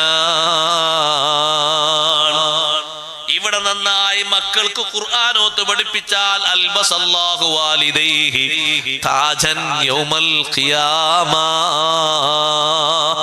ബാപ്പക്കും ഉമ്മക്കും അല്ലാഹു നൽകുന്ന ആദരവ് സഹോദരങ്ങളെ നമ്മുടെ മലപ്പുറം ജില്ലയിലെ ആളുകൾ മാത്രമല്ല, ഇവിടെയുള്ള പൗരപ്രമുഖന്മാര് മാത്രമല്ല, പരിസരങ്ങളിൽ ഒരുപാട് ശുഹദാക്കൾ അന്തി ഉറങ്ങുന്നില്ലേ, ഔലിയാക്കളില്ലേ, സാദാത്തുക്കളില്ലേ, സൂഫി വര്യന്മാരില്ലേ, അവരൊക്കെ നീർക്കാഴ്ചക്ക് വേണ്ടി നിൽക്കുന്ന മഹ്ശറിൽ നമുക്കൊരു വലിയ സന്തോഷത്തിന് അല്ലാഹു തലയിൽ ചാർത്തി തരുന്നത് ഭൂമി ലോകത്ത് ഒരാളെ തലയിലും കിട്ടാത്ത കിരീടം സ്വർഗത്തിലെ കിരീടമാണ്. എന്റെ ആസ്ഥാന ബഹുമാനത്തിന് കാരണം ഈ മനുഷ്യന്റെ മകനാണ് ആ നിൽക്കുന്നത്. ആ മകന് ഖുർആനോത്ത് നമ്പർ 1 ആയി ഓതാൻ പഠിച്ച ആളാണ്. ആ ആണ്, ആ പെണ്ണ് ഈ മനുഷ്യന്റെ കുട്ടിയാണ്, ഈ ഉമ്മാന്റെ മക്കളാണ്, ഈ ഉപ്പാന്റെ മക്കളാണ്. അല്ലെങ്കിൽ ഒന്ന് ആലോചിച്ച് നോക്കി, എല്ലാ ബിരുദവും ബിരുദാനന്തര ബിരുദവും ഉണ്ട്, എല്ലാ ഭാഷ അതൊക്കെ നമ്മൾ പഠിക്കണം താല്പര്യപ്പെടുന്നവരാണ്, പറയുന്നവരാണ്, ഇതൊക്കെ അറിയും. പക്ഷെ ഖുർആൻ ഓതാൻ അറിയില്ല എന്നാണ് ഇത്ര വലിയ വീക്യത. അല്ല, ഒന്ന് ചിന്തിച്ചു നോക്കി. എല്ലാം ഉണ്ട്, ആൾക്ക് ഇല്ലാത്തൊന്നുമില്ല. ഇത്ര അട്ടിക്കന സർട്ടിഫിക്കറ്റ് ഇഷ്ടം പോലെ ഉണ്ട്, ഒക്കെ ഉണ്ട്. പക്ഷെ എന്തറിയില്ല? ഖുർആൻ തെറ്റില്ലാതെ ഓതാൻ അറിയില്ല. ഇത്ര വലിയ കഴിവുകേടതാ സഹോദരങ്ങളെ. ഇപ്പൊ അല്ലാഹു തആല നമ്മളോട് ചോദിക്കൂലേ, ഈ ബുദ്ധിയൊക്കെ ഉപയോഗിച്ച് അതൊക്കെ പഠിക്കാൻ ഞാനല്ലേ തൗഫീഖ്? നീ എന്തെല്ലാം പഠിച്ചു? MBBS പഠിച്ചു, LLB പഠിച്ചു, ഡോക്ടറേറ്റ് ഒക്കെ നീ പഠിച്ചു, എനിക്ക് തൗഫീഖ്. എന്റെ ഖുർആൻ ഒന്ന് പഠിക്കാൻ അത്ര സാഹസം ഉണ്ടോ? ഇത്ര വർഷങ്ങൾ വേണം, ഇത്ര ചെലവ് വേണം, ഇത്ര ലക്ഷങ്ങൾ വേണം. എന്നിട്ട് ഖുർആൻ ഒന്ന് പഠിക്കാൻ നന്നായി പഠിപ്പിക്കണം. ഇപ്പോൾ മക്കൾ നന്നാകും, തീർച്ചയായിട്ടും നന്നാകും. ബഹുമാനപ്പെട്ട അമീറുൽ മുഅ്മിനീൻ ഉമർ ബിൻ ഖത്താബ് റളിയല്ലാഹു അൻഹുവിന്റെ അടുത്തേക്ക് ഒരു ബാപ്പ മകനെയും കൊണ്ടുവന്നു. എത്ര പറഞ്ഞിട്ടും അനുസരിക്കാത്ത മകൻ. അടി കിട്ടിയിട്ട് ആ മകന് ഈ കണക്കില്ല. ഉമർ റളിയല്ലാഹു അൻഹുവിന്റെ മോനാണ്. അടിച്ചിട്ട് ഉപദേശിച്ചിട്ടൊക്കെ കുറെ, ഇപ്പൊ അടി കുറെ കൊടുത്ത അടി ഒരു ത്രില്ലായി മാറി കുട്ടി. അത്രയും അടിച്ചിട്ടുണ്ട് പറഞ്ഞു കേൾക്കാത്തതുകൊണ്ട്. അങ്ങനെ അടിക്കാൻ പാടില്ലത് വേറെ വിഷയം. അടി അവർക്ക് അദബിന് വേണ്ടിയുള്ള അടിയുണ്ട്, അത് കൊടുക്കുകയും വേണം. 10 വയസ്സായിട്ട് നിസ്കരിക്കാൻ മടി കാണിക്കുകയാണെങ്കിൽ അത് പഠിപ്പിക്കാൻ നല്ല അടി കൊടുക്കണം. അത് സാരല്ല മോനെ, നിസ്കരിച്ചിട്ടില്ല എന്ന് പറയുമ്പോ ബാപ്പയും അത് സാരല്ല, പ്രായപൂർത്തി 10 വയസ്സല്ലായിട്ടുള്ളൂ എന്ന് ബാപ്പയും ഏതൊരു വകുപ്പിലുള്ള ആള് ചാരി അങ്ങനെ പറഞ്ഞോ, അത് ഒടിഞ്ഞിട്ടേ ഉണ്ടാകുള്ളൂ.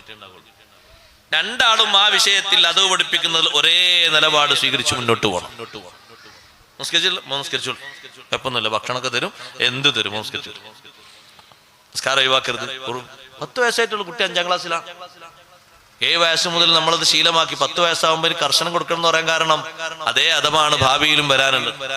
അതങ്ങ് നന്നായിക്കോളും, അതങ്ങ് ശരിയായിക്കോളും. ശരിയാകൂലത്. അദബ് എന്ന് പറയുന്നത് അത് മക്കൾക്ക് കിട്ടേണ്ടത് മിനൽ അബാ, ബാപ്പ ഉമ്മമാരിൽ നിന്നാണ്. വസ്സലാഹിയത്തു മിനല്ലാഹ്. ഇമാം ബുഖാരി തങ്ങൾ പറഞ്ഞു, അൽ അദബു മിനൽ വാലിദൈൻ. അദബ് ബാപ്പ ഉമ്മമാരിൽ നിന്ന് തന്നെ കിട്ടണം. പക്ഷെ അവർ നല്ലവരായി മാറുക, സ്വാലിഹ്യങ്ങളാവുക, അത് അള്ളാഹു കൊടുക്കുന്നൊരു തൗഫീഖാണ്. നമ്മൾ അതിന് അദബ് കൊടുക്കുന്നുണ്ടോ? അവർ സ്വാലിഹ്യങ്ങളോ നല്ലവരാകും. നല്ല ഉപദേശങ്ങൾ മക്കളെ ഉപദേശം കണ്ടില്ലേ നിങ്ങൾ? ലുഖ്മാൻ ഹക്കീം തങ്ങൾ തന്റെ മകനെ വിളിച്ച് ഉപദേശം ഏതാ കൊടുക്കാത്തത്? ആദ്യം തന്നെ അള്ളാഹനെ പഠിപ്പിച്ചു. പിന്നെ ആ കുട്ടിയോട് പറയുന്നത്, മോനെ ഇൻതകു മിസ്ഖാല ഹബ്ബത്തിൻ മിൻ ഖർദലിൻ ഫതകുൻ ഫീ സഖറത്തിൻ ഔ ഫിസ് സമാവാതി ഔ ഫിൽ അർളി യഅതി ബിഹല്ലാഹ്. എന്തെങ്കിലും ഒരു നന്മയോ തിന്മയോ ചെയ്യാൻ ഉദ്ദേശിച്ച് നീ ഒരു ചെറുത്, ആരും കാണാത്ത, ആരും മനസ്സിലാക്കാത്ത ഒരു തിന്മ, അല്ലെങ്കിൽ ആരും ശ്രദ്ധിക്കാത്ത ഒരു നന്മ ഏതും നീ ചെയ്യുന്നു, എന്നിട്ട് ഫതകുൻ ഫീ സഖറത്തിൻ, ഒരു പാറയുടെ ഉള്ളിലാണ് നീ ആ കൃത്യം നിർവഹിക്കുന്നത്, അല്ലെങ്കിൽ ആകാശമണ്ഡലങ്ങളിൽ ഏതോ ഭാഗങ്ങളിലാണ്, ഭൂമിയുടെ ഏതോ തലങ്ങളിലാണ്, യഅതി ബിഹല്ലാഹ്, അവിടെ അള്ളാഹുവിന്റെ സാന്നിധ്യമുണ്ട്, സമീപ്യമുണ്ട്. മകനെ ഉപദേശിക്കാൻ ഒരൊറ്റ മകനെ ലുഖ്മാൻ തങ്ങൾക്കുള്ളൂ. ആകെ ഒരു ആൺകുട്ടിയാണുള്ളത്, വേറെ ആരുമില്ല. ആ മകനെയാണ് ഉപദേശിക്കുന്നത്, മോനെ അള്ളാഹുവിനെ ശ്രദ്ധിക്കണം. പിന്നെ കൊടുക്കുന്ന ഉപദേശം കണ്ടില്ലേ, യാ ബുനയ്യ അഖിമിസ്സലാ, കുഞ്ഞുമോനെ, പ്രിയപ്പെട്ട മോനെ, നിസ്കാരം കൃത്യമായും നിത്യമായും നിർവഹിക്കണം. ഒന്നുപോലും കയ്യയിക്കരുത്. നിന്റെ ജീവിതത്തിലെ പക്വത എന്ന് പറയുന്നത്, നിനക്ക് സ്വന്തത്തിൽ മികവും തികവും കിട്ടുന്നത് നിസ്കാരം കൊണ്ടാണ്.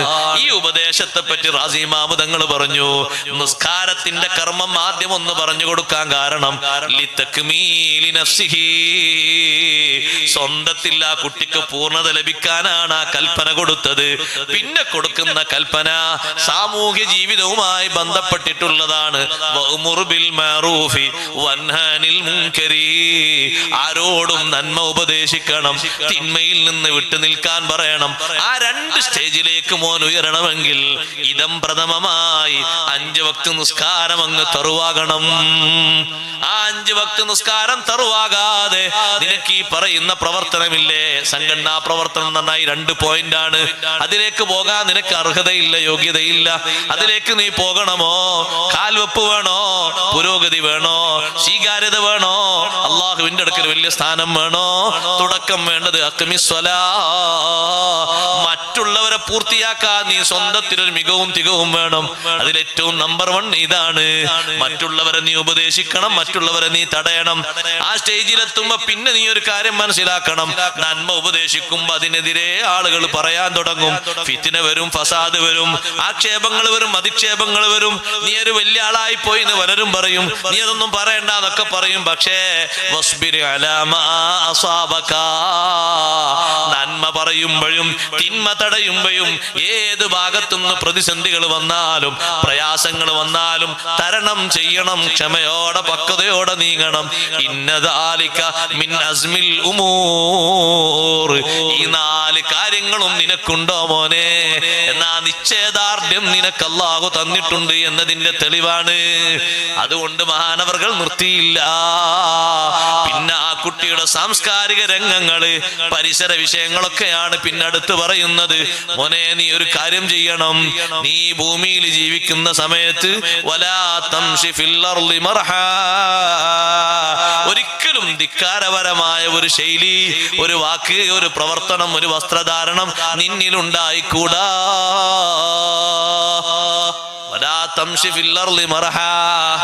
നല്ല നിലക്കാകണം ഭൂമിയിലെ നിന്റെ നടത്തം, നിന്റെ സമ്പർക്കം. ആരോട് സംസാരിക്കുമ്പോഴും അവരുടെ ലെവല് കണ്ട് വേണം നീ സംസാരിക്കാൻ. ആരുടെ കൂടെ നീ സാവസിച്ച് ജീവിക്കുമ്പോഴും ധിക്കാരപരമായ ഒരു സമീപനം ആർക്കും നിന്നിൽ നിന്ന് ബോധ്യപ്പെടരുത്. എന്താണ് ആ കുട്ടിന്റെ വർത്താനല്ലേ? ഓ, എന്ത് വർത്താനാണിത്? നീ നടക്കുമ്പോ മറ്റുള്ളവരും കൂടി നാട്ടിലുണ്ട് എന്ന് നീ ഒരു കരുതണം. എന്നിട്ട് നല്ല മിതത്വം പാലിക്കണം.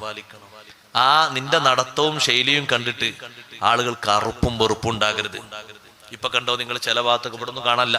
ഇനി ഉണ്ടെങ്കിൽ നിങ്ങൾ ഉണർത്തി കൊടുത്താൽ മതി. 25 വയസ്സായി 2 കുട്ടികളുള്ള ആളും ഒരു നിക്കറിട്ട് നടക്കുകയാണ്.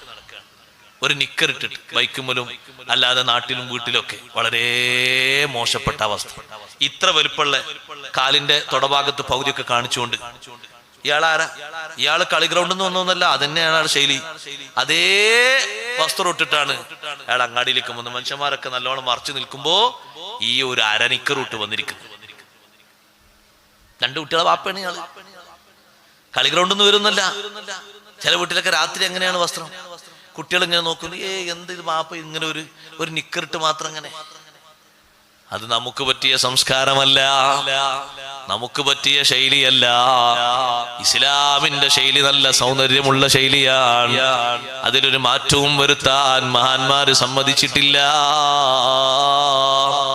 നല്ല വൃത്തിയുള്ള സ്വഭാവമുള്ള ശൈലിയല്ലേ പഠിപ്പിച്ചത്. പല ഭാഗത്തും അപശബ്ദങ്ങൾ ഉണ്ടാക്കുന്ന ആളുകൾ ഉണ്ടാകും. നീ ആ കൂട്ടത്തിൽ ചേരരുത്. ആരോട് നീ സംസാരിക്കും അതിനൊരു പക്വതയുണ്ട്, പാകതയുണ്ട്. ചിലരൊക്കെ കാണും, ചില സന്ദർഭങ്ങളൊക്കെ കഴിഞ്ഞാൽ കൂക്കി വിളിക്കുന്നത്, മോനെ അങ്ങനെ ചെയ്യരുത്. ഇന്ന അൻകറൽ അസ്വാതി ലസൗതുൽ ഹമീർ. ജനങ്ങൾക്ക് അരോചകമായ ശബ്ദം കഴുതയുടെ ശബ്ദമാണ്. സ്വഭാവം ആൾക്കാരൊക്കെ ഇങ്ങനെ വെറുതെ ഇരിക്കും, ഒരൊറ്റ ഒച്ച ഉണ്ടാക്കും, ഒരാവശ്യമില്ല, ഉറക്കനെ ഒച്ച ഉണ്ടാക്കും. എന്തെങ്കിലും കണ്ടിട്ടല്ല, കാണുമ്പോ ഒച്ച ഉണ്ടാവും. ആനൊക്കെ എന്തെങ്കിലും പേടിപ്പിക്കുന്ന കണ്ട ആന കൊക്ക എന്ന് പറയും ഞങ്ങളുടെ നാട്ടിലൊക്കെ. ആന പേടിച്ചിട്ട് ശബ്ദം ഉണ്ടാക്കണാണ്. അപ്പൊ പേടിച്ച നമ്മളും ഉണ്ടാക്കും ശബ്ദം. നാട്ടിലിങ്ങനെ രാത്രി ഇവിടെ എവിടെങ്കിലൊക്കെ വാഹനം ഇറങ്ങിയിട്ട് ഇങ്ങനെ നടന്നു പോകുമ്പോൾ ലൈറ്റ് ഒന്നും ഇല്ലെങ്കിൽ പതുക്കെ അങ്ങനെ എന്തെങ്കിലുമൊക്കെ പേടിയിട്ട് ആർക്കാൻ വേണ്ടി ദിക്റൊക്കെ ചെല്ലുന്നുണ്ടാവും. അഥവാ എന്തെങ്കിലും ഒരു തെങ്ങിന്ന് തേങ്ങ വീണ ദിക്റണ്ട് ഉറക്ക വരും, ലാ ഹൗല വലാ ഖുവത ഇല്ലാ ബില്ലാഹ്. അതൊക്കെ അങ്ങനെയൊക്കെ ഒരു സ്വാഭാവികമായിട്ടുള്ള ഒച്ച ഉണ്ടാക്കലൊക്കെ ഉണ്ടാവും. അതൊക്കെ പേടിന്റെ ഊക്കൊണ്ടാണ്. ഇതങ്ങനൊന്നല്ല. ഇത് ഏതെങ്കിലുമൊക്കെ ദിവസങ്ങളിൽ ഏതെങ്കിലുമൊക്കെ സമയം വരുമ്പോ, ന്യൂ ഇയറോ അല്ലെങ്കിൽ മറ്റൊക്കെ വരുമ്പോ വെറുതെ നിന്ന് കൂക്കന്, ഒച്ചപ്പാടുണ്ടാക്കാൻ, എന്തെങ്കിലുമൊക്കെ ഒരു കളകളോന്ന് പറയും. അത് നിനക്ക് പറ്റൂല മോനെ. നീ മിതമായ സമീപനം, ധിക്കാരമില്ലാത്ത പെരുമാറ്റം, ആ കുട്ടിയുടെ ആന്തരിക തലവും ബാഹ്യതലവും ഒക്കെ വൃത്തിയാക്കുന്ന രൂപത്തിലുള്ള ഉപദേശമാണ് ലുഖ്മാനുൽ ഹക്കീം തങ്ങൾ കൊടുക്കുന്നത്. ചെറിയ ഉപദേശമല്ല, വലിയ സന്തോഷമുള്ള ഉപദേശം. ഈ ഉപദേശങ്ങളൊക്കെ കിട്ടിയിട്ട് ആ മകന് വലിയ സന്തോഷത്തോടെ നല്ല രൂപത്തിൽ നല്ല ഭാവത്തിൽ വളർന്നു. ലുഖ്മാനുൽ ഹക്കീം റളിയല്ലാഹു അൻഹു പോലെ നല്ല വിവരസ്ഥനായി ജീവിച്ചു.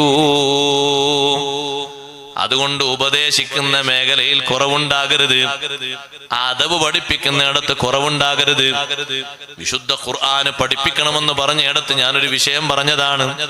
ഉമർ ഇബ്നുൽ ഖത്താബ് റളിയല്ലാഹു അൻഹു സവിധത്തിലേക്ക് അനുസരണശീലമില്ലാത്ത മകനെ കൊണ്ടുവന്ന് കാര്യങ്ങൾ ധരിപ്പിക്കുമ്പോ ഉമർ റളിയല്ലാഹു അൻഹു കുട്ടിയോട് ചോദിക്കുന്നു, മോനെ ബാപ്പ പറയുന്നത് ശരിയാണോ?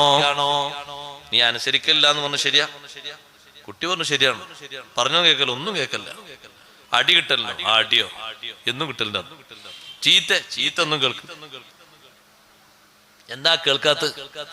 എന്റെ ബാപ്പ എന്നോട് പറഞ്ഞിട്ടൊരു കാര്യം നീ കേൾക്കുന്നില്ല, നീ എന്താ അനുസരിക്കാത്തത്? റളിയല്ലാഹു അൻഹു ആക്ഷൻ എടുക്കാൻ പോവുക. അപ്പാ കുട്ടി ചോദിച്ചു, അമീറുൽ മുഅ്മിനീൻ ഒരു കാര്യം ചോദിച്ചോട്ടെ, ഞാൻ നന്നാകണമെങ്കിൽ, നല്ല കുട്ടിയാണെങ്കിൽ എന്റെ ബാപ്പാക്ക് വല്ല കാര്യങ്ങളും നിർബന്ധമുണ്ടോ? ബാപ്പ സ്വീകരിക്കേണ്ട വല്ലതും? അങ്ങനെ ഉണ്ടാകും ഒരു ഭാഗം അല്ലെ. ചിലര് ചോദിക്കുന്നത് ഒരു വൺ വേ ആണോ എന്ന് ചോദിക്കും ചില ആൾക്കാർ.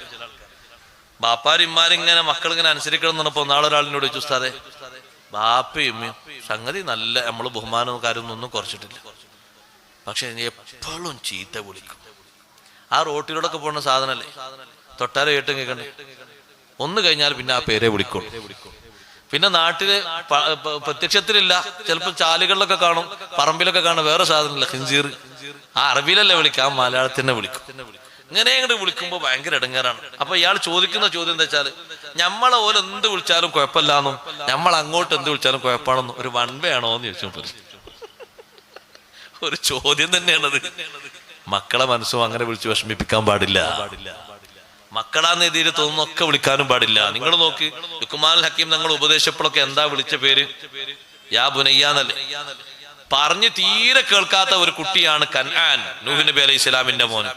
ആ കുട്ടിനോട് കപ്പൽ കയറാൻ വേണ്ടി വിളിക്കുമ്പോഴും എടാ ബടക്കൂസ ഇങ്ങോട്ട് കയറിക്കോന്നല്ല പറഞ്ഞത്, യാ ബുനയ്യ ഇർകം മാനാ, കുഞ്ഞുമോനെ നമ്മളോടൊപ്പം കപ്പൽ കയറിക്കോ, അഥവാ വിശ്വാസം സ്വീകരിച്ചു വന്നോ. വലാ തകും മഅൽ കാഫിരീൻ, നിഷേധികളെ കൂട്ടത്തിൽ പോയി പെടണ്ട. ഏത് ഗൗരവമുള്ള വിഷയവും ഗൗരവം കുറഞ്ഞ വിഷയവും ഉപദേശങ്ങൾ കൊടുക്കുന്ന ഒരു തലക്കെട്ട് യാ ബുനയ്യ. യാക്കൂബ് നബി അലൈഹി സ്വലാം മക്കളെ വിളിച്ച് ഉപദേശിക്കുന്ന ഉപദേശത്തിലും കാണാം യാ ബനിയദ്ഹബൂ, എന്റെ മക്കളെ, പൊന്നു മക്കളെ, നിങ്ങളൊന്ന് പോയി തെരഞ്ഞു നോക്കി. യൂസുഫ് നബി എവിടെങ്കിലൊക്കെ ഉണ്ടാകും, യൂസുഫ് എവിടെങ്കിലൊക്കെ പോയി തെരഞ്ഞു നോക്കി. 40 കൊല്ലം ക്ഷമിച്ചു യാക്കൂബ് നബി അലൈഹി സ്വലാം. ആ കാലയളവിൽ ഈ മക്കളോട് എന്തെങ്കിലും അരുതാത്തതാ വാപ്പ പറഞ്ഞോ? ഈ 10 മക്കളും കൂടി ചെയ്ത് ചെറിയ കാര്യം. ആ ബാപ്പയുടെ മനസ്സിൽ എത്ര വിഷമം ഉണ്ടാക്കണ കാര്യം. ചിലര് പറയും ഞാൻ അവനോട് പുറത്താക്കി, ഞാനെ വേണ്ട, ഞാൻ പോയി ചത്തോട്ടെ എന്ന്. അതിന് മാർഗമൊന്നുമല്ല. നമ്മളെ മോനാണ് എന്നുള്ളവർക്ക് സംഭവിച്ച തെറ്റ് അംഗീകരിച്ചുകൊണ്ട് വിളിച്ച് തിരുത്തി ഉപദേശിച്ച് കൂട്ടി നല്ല സമീപനത്തോടെ വളർത്തലാണ് ബുദ്ധി. വലിയ തെറ്റാ സംഭവിച്ചത്, കടുങ്കയ്യാ സംഭവിച്ചത്, ഇത് വലിയ തെറ്റല്ലേ സംഭവിച്ചത്. പക്ഷെ എന്നിട്ട് വീട്ടിൽ നിന്ന് പുറത്താക്കിയോ?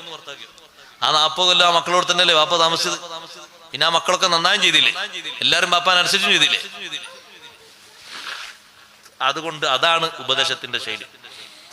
ഉമർ റളിയല്ലാഹുവിനോട് മകൻ ചോദിക്കുന്നു, ഞാൻ നന്നാകാൻ ബാപ്പ വല്ലതും ചെയ്യേണ്ടിയുണ്ടോ? അങ്ങനെ ഉണ്ടാവുമല്ലോ നിലപാട്.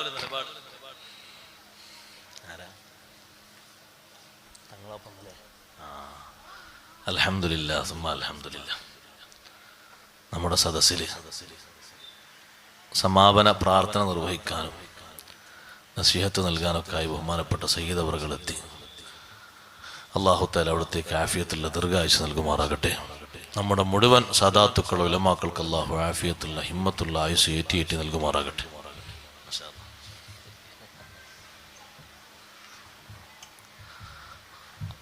ഞാൻ അവസാനിപ്പിക്കാം.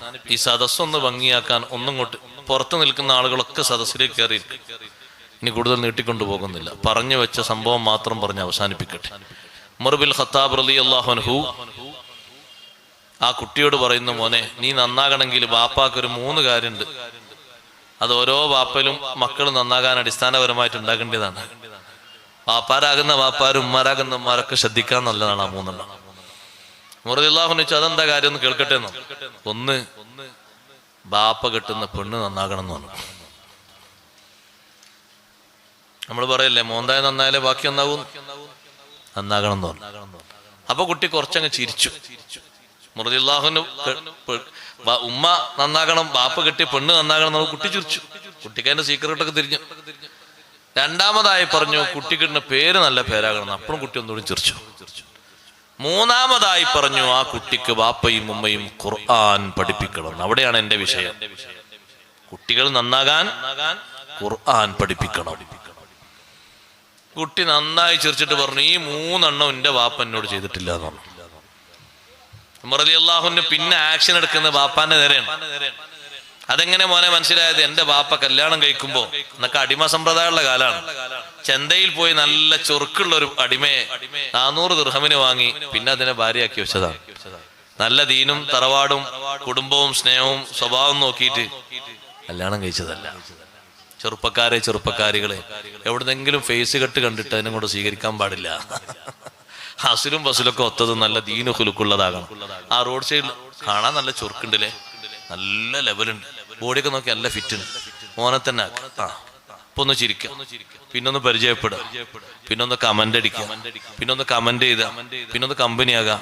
ഇനി അതേ പറ്റൂ, അല്ലെങ്കിൽ ഞാൻ കയറെടുക്കും പറഞ്ഞാൽ മതി. അതുകൊണ്ട് ഏറ്റവും വലിയ പരാജയം സംഭവിക്കുന്നത് നമ്മുടെ പാരമ്പര്യത്തിന് പിന്നീട് വരുന്ന കുസുമങ്ങളിലാണ്, മക്കളിലാണ്. ആ ഘട്ടത്തിലൊന്നും അത് ഓർക്കൂല. പിന്നെയുള്ള ജീവിതമാണ് ചിന്തിക്കേണ്ടത്. ഈ കുട്ടി പറഞ്ഞു, വാപ്പ നല്ല ചൊറുക്കുള്ള ഒരു അടിമനെ 400 ദിർഹമിന് വാങ്ങി എന്നെ ഭാര്യയാക്കി വെച്ചിട്ടുണ്ട് ആളാ ഞാൻ. എനിക്കിട്ട പേരും നല്ല പേരല്ലായിരുന്നു കുട്ടി. എന്താ മോനെ നിന്റെ പേര്? ഉമർ റളിയല്ലാഹു അൻഹു ചോദിച്ചു. നീ പേര് ആവശ്യമുള്ള ആൾക്കാർക്ക് എത്തിച്ചോളൂ. ഇപ്പൊ അങ്ങനെയല്ല, കുറഞ്ഞ പേരാകണം, അതിന് മഹാ അർത്ഥവും വേണം. അങ്ങനത്തെ ഒരു ഭാഷ അറബി തെരഞ്ഞാൽ കാണുമല്ലോ. ഉസ്താദ്മാരിങ്ങനെ ഇടങ്ങേറാകലാണ് ഡിക്ഷണറി ഫുള്ള് നോക്കിയിട്ട്. കാരണം അറബി തെരഞ്ഞാൽ കാണെങ്കിൽ ഇങ്ങനത്തെ ഒരു വാക്ക് അറബിയിൽ വേണ്ടേ. 2 അക്ഷരം ഉറുദു നിർത്താണ്, 2 അക്ഷരം ഇംഗ്ലീഷ് നിർത്താണ്, 2 അക്ഷരം അറബി എന്നാണ്. അങ്ങനെ ലഫ്ള് ഉണ്ടാവും. അതെവിടെയൊന്ന് കണ്ടതാണ്. നല്ല രസമുണ്ട് കേൾക്കാൻ. എന്താ കുട്ടിക്ക് പേര്? കുട്ടിക്ക് പേര് miss miss kiss kiss miss അങ്ങനെ പേരുണ്ട്. അങ്ങനെ ഇടണം പേർക്ക്. കാരണം ഇവരെ പേരിന്റെ തലയും ബാലൊക്കെ ഒപ്പിച്ച് കാണാൻ പേരിടണം. നമ്മളതിന്റെ അർത്ഥം പറഞ്ഞു കൊടുക്കണം. എന്താർത്ഥം പറയാനാ? അങ്ങനെ ലഫ്ള് ഉണ്ടെങ്കിലല്ലേ അർത്ഥം കിട്ടല്. ഏതെങ്കിലും ഭാഷയിൽ വേണ്ടേ. ഈ കുട്ടിക്കിട്ട പേര് ജുഅൽ എന്നാണ്. 3 അക്ഷരമുള്ള അറബിയിൽ ജീമ് ഐന് ലാമ്. ഇംഗ്ലീഷിലൊക്കെ ഏതാന്ന് സുഖാണ്. JUAL ജുഅൽ. ജുഅൽ എന്ന് പേരിട്ട കുട്ടി അങ്ങനെ ഉണ്ടാവും. ജുഅൽ എന്ന് പറഞ്ഞാല് വണ്ട് എന്നാണ് അർത്ഥം. അത് റൂമിലുണ്ടായ ഉറക്കം കിട്ടുമോ? വണ്ട് ഒരു റൂമിൽ കയറി കിരിപിരി കിരിപിരി കിരിപിരി അറിയില്ലേ? കുട്ടി അങ്ങനെ കിരിപിരിയായി. എന്താക്കാനാ? നല്ല പേരിട്ടാൽ നല്ല അർത്ഥം ഉണ്ടാവും, നല്ല അദബും ഉണ്ടാകും, നല്ല ഒതുക്കം ഉണ്ടാകും. ഹസൻ എന്നായിരുന്നു നബി സല്ലല്ലാഹു അലൈഹി വസല്ലം തങ്ങളുടെ ഒരു സ്വഹാബിന്റെ പേര്. എന്താ പേര്? ഹസൻ. ഹസൻ എന്ന് പറഞ്ഞ അർത്ഥം എന്താ? ടെൻഷൻ, ദുഃഖം. ആ പേര് മാറ്റി ഹസൻ എന്നാക്കി കൊടുത്തു. ഹസൻ നല്ല പേരല്ലേ, നല്ല അർത്ഥമുള്ള പേരല്ലേ, നല്ല ഭംഗിയുള്ള പേരാണ്. നല്ല അർത്ഥവത്തായ മഹാന്മാരെ പേരം കിട്ടാൻ മതി. ആ പേരിൽ തന്നെ നല്ല അർത്ഥമുള്ള പേരുകൾ ഉണ്ടാവും. സ്വഹാബിമാരുടെ പേര് നോക്കി നിങ്ങൾ. നബി സല്ലല്ലാഹു അലൈഹി വസല്ലം എത്ര പേരുണ്ട്? ഒരുപാട് പേരുകൾ. 3-മതായി കുട്ടി പറഞ്ഞു മാ അല്ലമനി ശൈഅൻ മിനൽ ഖുർആൻ. നമ്മുടെ മക്കളത് പറയരുത്, എന്റെ ബാപ്പ എനിക്ക് ഖുർആൻ ഒന്നും തന്നെ പഠിപ്പിച്ചിട്ടില്ല. കുറച്ചങ്ങോട്ടായപ്പോ ബാപ്പാന്റെ ജോലിക്ക് എന്നെയും കൂടെ കൊണ്ടുപോയി എന്നാണ് കുട്ടി. അതാ ബാപ്പ ചെയ്ത്. ഇനിയൊക്കെ അങ്ങനെ ജീവിച്ചാ മതി. നോക്ക് നിങ്ങൾ, നമ്മൾ ആ സങ്കടങ്ങളൊക്കെ കാണുന്നുണ്ട്. നമ്മളെ നാട്ടില് പുറം നാട്ടിൽ നിന്ന് വന്ന ബംഗാൾ, കൊൽക്കത്ത, കുറ്റം പറയല്ലോ, വന്ന ആൾക്കാരുണ്ട്. നല്ല നല്ല ചെറുപ്പക്കാർ ജോലി എടുക്കുക. നിസ്കാരം, നമാസ് മാലും നെയ്യേ, റോസ മാലും നെയ്യേ, ഖുർആൻ കുച്ച് ബി നെയ്യേ, ഒന്നും അറിയില്ല. പേര് വെച്ചോക്കണം, സലാഹുദ്ദീൻ അയ്യൂബി എന്ന് പറയും. നമ്മളെ കേട്ടാ റളിയല്ലാഹു അൻഹു എന്നല്ലോ. എന്താ വിഷയം എന്നറിയോ? ഇതാണ് അവിടുത്തെയും പോയിന്റ്. ഒന്ന് വളർന്ന് എന്തെങ്കിലും തൊഴിൽ പഠിപ്പിച്ച് അതേ അവസ്ഥയിലേക്ക് നമ്മളെ നാട് മടങ്ങുന്നു എന്നാ ഞാൻ പറയുന്നത്. അള്ളാഹു കാത്തുരക്ഷിക്കട്ടെ. നമ്മൾ ആ ഒരു പുരോഗതിയും മാത്രമാകരുത് ചിന്ത. ഈ മേഖലകളിൽ അതൊക്കെ പഠിപ്പിച്ചിട്ടുള്ള ആ ഒരു ജീവിതവും ആ ഒരു കുടുംബമാണെങ്കിൽ കാലാകാലം അതിന്റെ ബർക്കത്ത്, ഇസ്ലാമിന്റെ ഇസ്സത്ത് നമ്മുടെ കുടുംബത്തിലായി താവഴിയിലായി നിലനിൽക്കും. അള്ളാഹു തൗഫീഖ് നൽകട്ടെ. ഞാൻ അദബാ പറഞ്ഞത്. കുറേ അദബുകൾ വ്യത്യസ്ത വിഷയങ്ങളിലുണ്ട്. ഉറങ്ങാനുള്ള അദബ് പഠിക്കണം. അപ്പൊ അത് പറയാൻ നേരമില്ല. തിലാവത്തിന്റെ അദബ് കൂട്ടത്തിൽ പറഞ്ഞാണ്. യാത്രക്കുള്ള അദബ്, സദസ്സിലുള്ള അദബ്, ഭക്ഷണം കഴിക്കുമ്പോഴുള്ള അദബ്, വ്യത്യസ്ത രീതിയിൽ കുളിക്കുമ്പോഴുള്ള അദബ്, ഇതൊക്കെ പഠിക്കേണ്ടതാണ്. നിത്യജീവിതത്തിൽ വരുന്നതാണ്. ഇതൊക്കെ ഒരുമിച്ച് കൂടിയ ജീവിതമായിരിക്കും ഔലിയാക്കളെ ജീവിതം. അതാണ് തസവുഫ് എന്ന് പറഞ്ഞാൽ. ആ സുന്നത്തുകളൊക്കെ ഉണ്ട് അവർ ജീവിതത്തിൽ. അല്ലാതെ അവരൊന്നും ചെയ്യൂല, ഒരു കാര്യവും ചെയ്യൂല, ഒരു സംഗതി ചെയ്യൂല. അപ്പൊ അത് അനുഷ്ഠാനങ്ങളിലൊക്കെ ഒരുമിച്ച് ചേർന്ന് വന്നാൽ അവരുടെ ആ താവഴി സയ്യിദുനാ റസൂലുള്ളാഹി സ്വല്ലല്ലാഹു അലൈഹി വസല്ലം. അവരെ കുളി, അവരെ ഉളു, അവരുടെ കിടത്തം, അവരുടെ എഴുന്നേൽപ്പ്, അവരുടെ സദസ്സ്, അവരുടെ സൽക്കാരം, അവരുടെ മറ്റു എല്ലാ ഇടപെടലുകളും, യാത്ര കാര്യങ്ങളൊക്കെ എല്ലാത്തിലുള്ള അദബ് പാലിക്കും. നമ്മൾ കാര്യമായിട്ട് അദബ് പാലിക്കും. ഉസ്താദേ, ഞാൻ നാളെ സൗദിക്ക് പോവാണ്, എന്തൊക്കെ ചെയ്യേണ്ടി നിങ്ങളൊന്ന് പറഞ്ഞേര്. എങ്ങനെ ഞാൻ ഇറങ്ങണ്ടി? ദിക്റൊന്നും എനിക്കറിയില്ല. നാളെ എന്റെ കല്യാണമാണ്, ഞാൻ നാളെ എന്റെ ദിക്റല്ലേണ്ടോ? ആ ഒരു 2 സംഗതികൾ മാത്രല്ല, ജീവിതത്തിൽ ഒരുപാട് വിഷയങ്ങളുണ്ട്. നിത്യജീവിതത്തിൽ സംബന്ധിക്കുന്ന വിഷയങ്ങൾ. അതൊക്കെ പഠിച്ച് നമ്മൾ